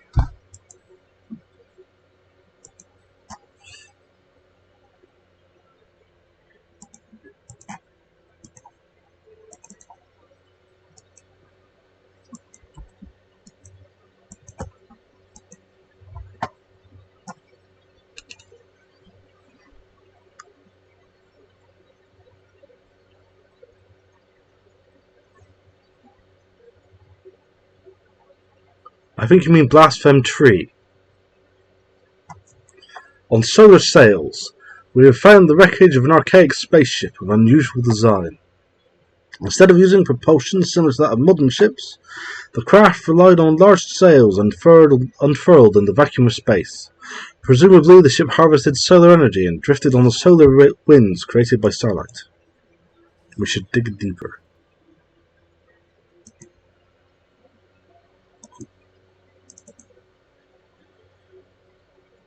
Okay.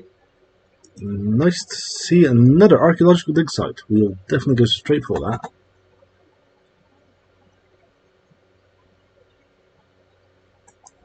We found exotic gases. Good to see.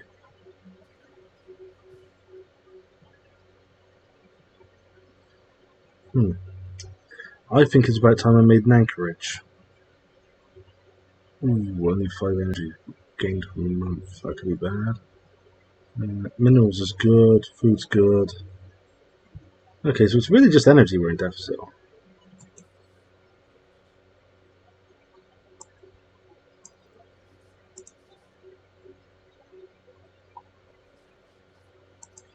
Okay, we want to get deep as we can because that's most definitely another empire. Science officer of a zone of Magenta has managed to partially translate the alien mural discovered on Timar 4. It is a memorial for an extinct alien race that once maintained a small interstellar empire in this region of the galaxy. They were apparently exterminated by the creators of the mural, a fact they seem to regret. Given that the mural has been dated to be in excess of 300 million years old, it is likely that its creators are also extinct by now. Perhaps most interesting of all is that the material of the mural was made of, despite its age, It is in fact remarkably good condition. What is? I can speak. Ugh. I don't know what. Okay, we found more new aliens. Well, there goes our spy network.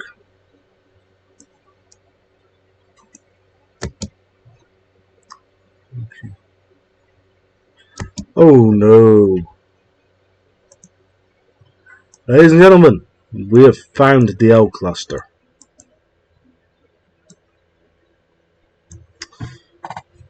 Abandoned gateway. We have encountered another abandoned gateway, this time near Massanisa's demise. It appears to be built entirely by microscopic nanites of an unknown design. Unlike the previous structure, this gateway has been significantly altered since its initial construction. Its connection to the rest of the network has been severed. Instead, the only valid destination is an uncharted group of stars, just beyond our galaxy, that has been designated the L Cluster by our astronomers. Although the gateway emits a faint power signature, it has been deliberately locked into some kind of maintenance loop that prevents its activation. Unless we find some way of aborting this process, the L Cluster will remain beyond our reach. Intriguing. No, it's not. It's horrifying and terrible. Oh no. We must expand, chat. We must get to here before someone else claims an L gate.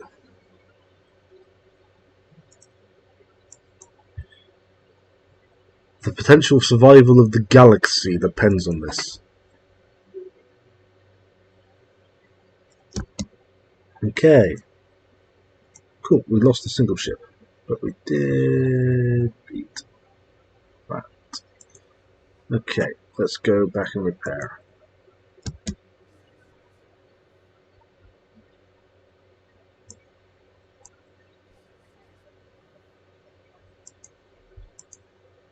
Where are we even having this fight? Solar Sailor. We have discovered an abandoned solar sail ship in orbit around Propus 1. The sublight vessel was built by an unknown culture and appears to be several thousand years old. One of the massive sails is a large tear where some kind of object passed through, most likely a meteoroid, which appears to have disabled the vessel. Although the technology of the ship is severely outdated, it possesses some interesting technical engineering design choices. Okay.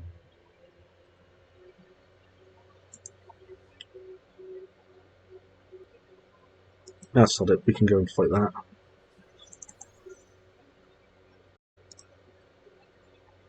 No! Oh no! Someone else has already beat us to the L cluster. No! Okay, spacefaring civilization discovered. It has quickly become apparent that the so-called Samic aliens are in fact part of a major spacefaring civilization. Our probes in the Askelion system have detected starships flitting between a number of space stations across the system. There is a larger military station near the system's star that seems to act much like the outpost we build in the systems we claim. We have been able to intercept considerable volumes of communication traffic, but so far, accurate translations have proven elusive. Do we just keep going? Do we abduct a few?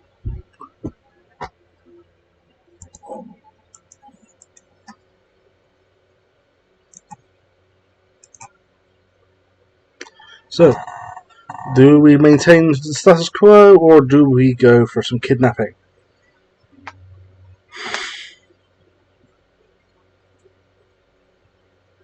Yes, I am indeed having fun.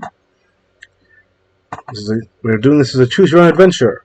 Should I be kidnapping people to help learn their language by dissecting them, or do I just keep trying to learn the normal way?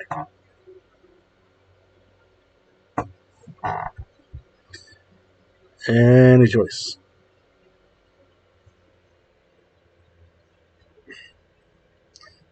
Dissecting people makes you happy. Oh boy.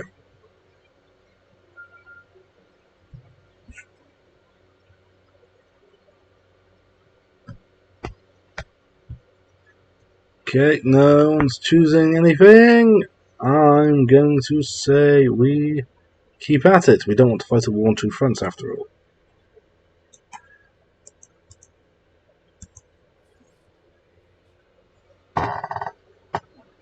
Okay. We're having a bit of a fight. Okay, they're obviously coming out of this system here.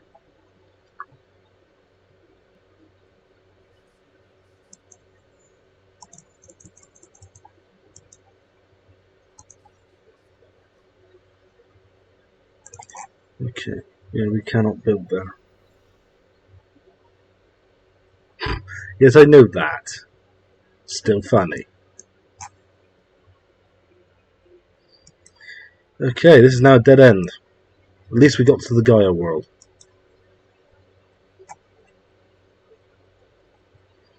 I am always hilarious.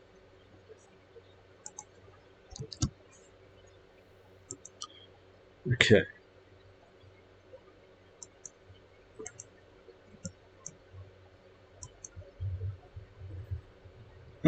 Sod it. Yeah, we will attempt to disable their vessel. Down we go. The investigation into Epsilon B's missing population has made a breakthrough. Large sealed shield doors leading to a deep tunnel network stand as proof that the entire species started to move underground at some point. Cross-examination with geological and meteorological data indicates the entire planet was gripped by a sudden onset ice age, perhaps triggered by a shift in axial tilt, which likely triggered the migration.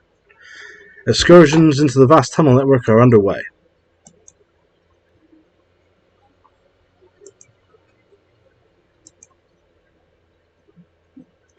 Okay, I definitely want to colonize the Gaia world.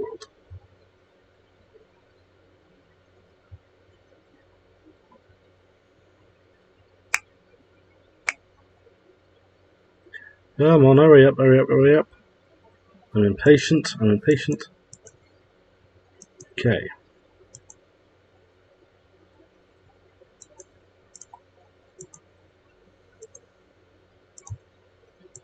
Research station output. Survey speed. Also, I'm going to have to turn this into a starport.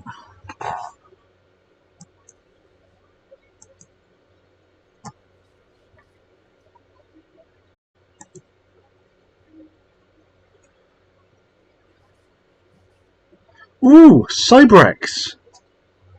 Oh, this is good. Cybrex is one of the much better precursors. The Cybrex. We have recovered artifacts from an ancient alien civilization on Dorasta 2. Incredibly, this civilization, which apparently referred to itself as the Cybrex, seems to have been made up of machines that were linked together in some sort of collective consciousness. The age of the artifact indicates they were active some 600,000 years ago, in this portion of the galaxy at least, but we have learned nothing of their exact origins.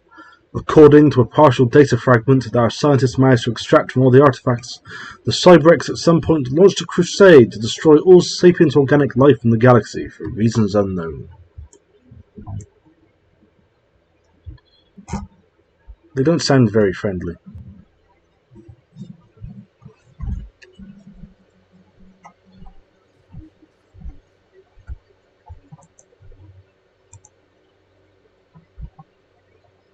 Okay, we'll stay plain line.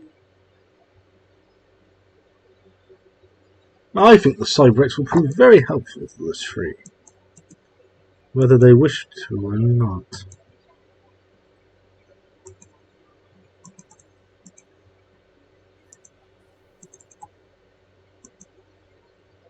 Where are we coming from?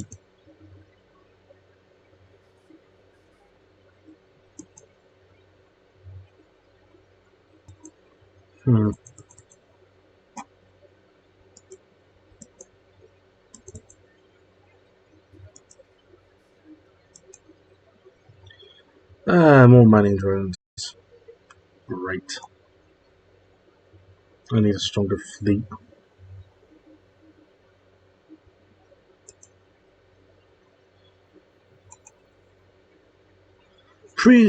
More pre-sapiens. Not reading that out.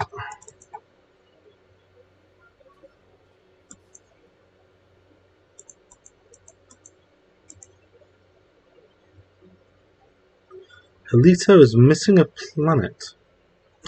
All calculations point to the existence of several more celestial bodies, but they are nowhere to be found in the system. Sensors have been recalibrated, and numbers rechecked, but the theory stands disproven by reality.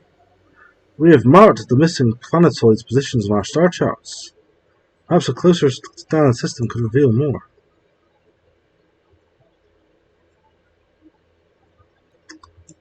Okay, first contact. Though we have struggled to gain access to enough signals for our translation drones to make sense of the Samak aliens, the latest reports are startling. The aliens we first encountered in the Skellian system seem to be organized as individuals, rather than as a hive mind. They appear able to act with minimal input from any sort of collective. Most disturbingly, they are often poorly coordinated, and individual drones do not appear to instinctively know what other drones are doing.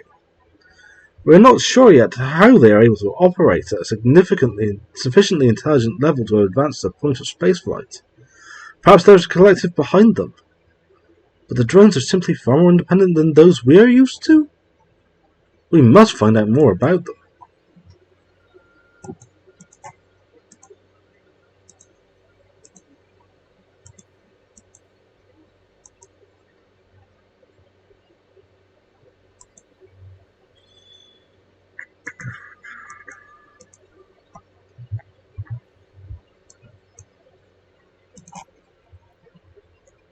Our efforts to capture the exploratory vessel of the Daleth aliens have ended in failure.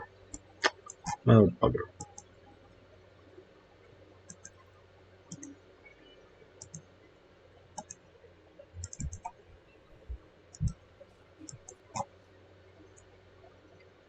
Okay.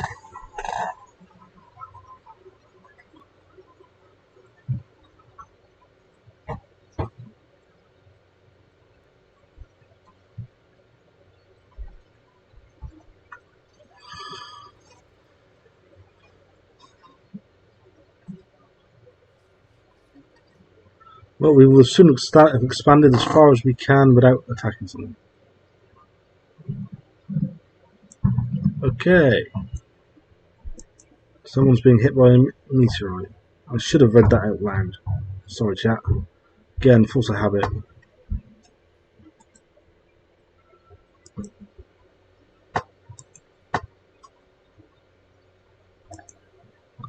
So, let's see.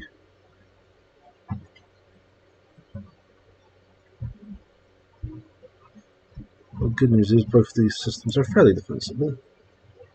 Nice choke points with only one way in.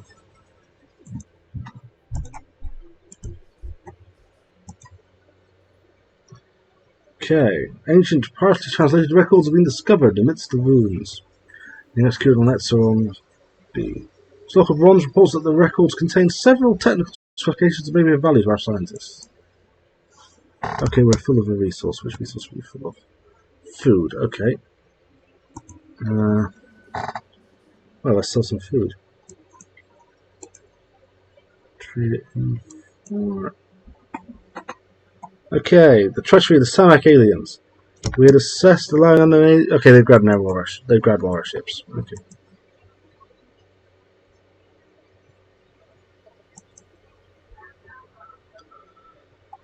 The language of the Daleth aliens contains millions of seemingly redundant sounds, apparently dialectic hangovers from their precursor civilizations. When translated, these apparently superfluous filler words seem to serve no purpose, other than to add linguistic flavor, or at most have only minor contextual implications. Thankfully, our language drones have narrowed down the obsolete aspects of their language and are now compiling an abridged lexicon which should prove vastly more efficient for our communication with the Daleth aliens. Ooh! Ooh! Ouch! Someone woke up today and chose violence.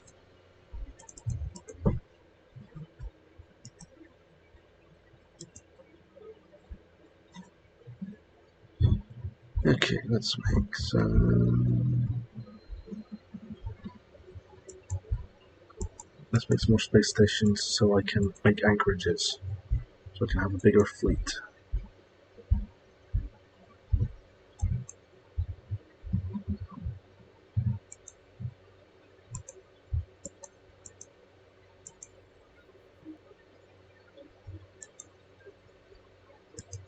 All is going to plan so far, chat.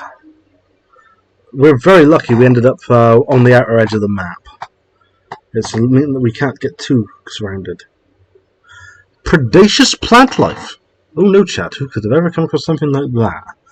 Science Officer Rhizome of Magenta has made some troubling finds on Yump 3. The plant's megaflora is not only widespread and gargantuan in proportion, but also predatory. Various species of carnivorous plants rest patiently on its surface, releasing aromatic lures into the air and waiting for prey to come near. Sensitive tendrils in the terminus of the plant's leaves register the approach of animals, resulting in the plants snapping shut around their hapless prey, which are left to be slowly corroded by digestive enzymes. Rhizome of Magenta warns that any future colonists will have to steer clear of these predatory plants, as they appear more than capable of trapping a lone adult Gambius.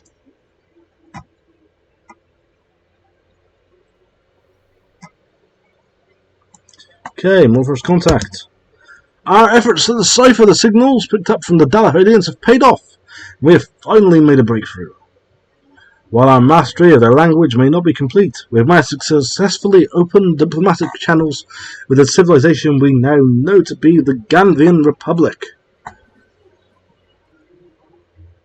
You are not part of the tree.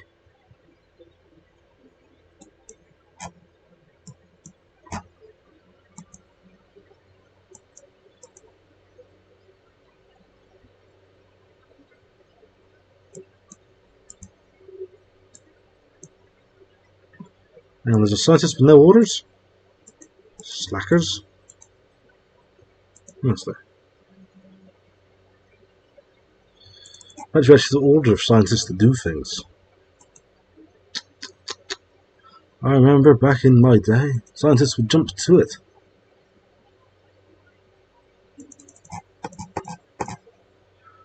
Research labs. Many research labs. Okay, so we can no longer really colonize in that direction. Well, at least they were smart enough to actually fortify the L gate. Oh dear. We may have to fire a leader. Civilization of individuals. Our translation drones have made a major breakthrough in their efforts to decipher the signals picked up from the Samic aliens, and are now confident that we will be able to communicate with them on a sufficient level to open diplomatic channels with them. Their investigations have confirmed what we suspected. The Udkavongo, as we now know them. Okay, see you, Lord Loss. Yeah, I to be honest, I could have guessed that. One vote for violence. Hope you've enjoyed the stream. Completely lack any sort of collective intelligence, and is instead made up of independent thinking individuals who, for reasons we don't properly understand yet. Well, I'll probably continue for a few minutes. What time actually is it? I should probably check. Ooh, blimey, nearly 11. In fact, I will be continuing for 5 minutes. And then I'll turn off. I hope you've all enjoyed this stream. I hope it's been interesting. I intend this to be a regular Sunday feature. Okay, theocratic oligarchy, blah blah blah.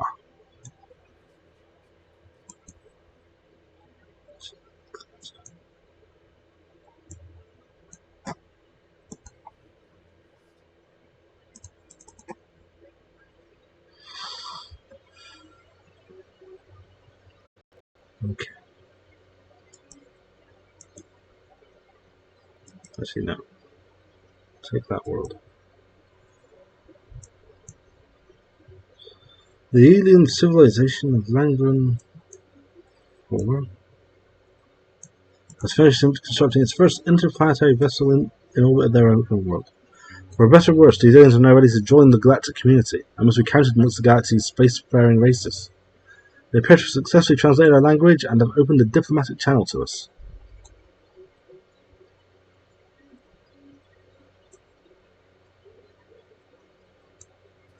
Oh god, it's a megacorp. Well, we're going to kill that. I need to ditch a leader, unfortunately. Who's least useful? You. We don't need more food at the moment.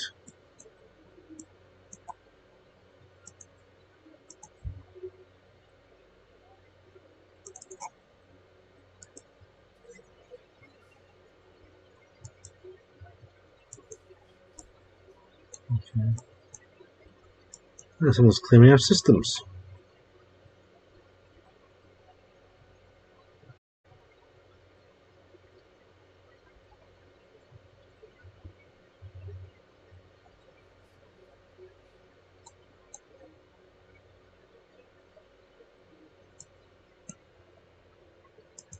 What? I sent a fleet there. Ah, this is irritating.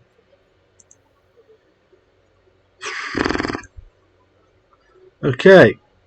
Mine station output. And let's make this the last one. Get inside. Thousands of years ago, the planet's average temperature dropped precipitously, and most sunlight was blotted out by clouds. To cope with the suddenly freezing climate, the population migrated underground, forced to burrow deeper and deeper, chasing the retreating warmth of the planet's core. Unable to maintain their burrowing population, a cryotorpor project was initiated. It would automatically awaken them once the instruments detected a stable surface climate again. The planet did finally warm up. The process was extremely sudden, decalibrating the hibernation pods and incinerating the sleepers.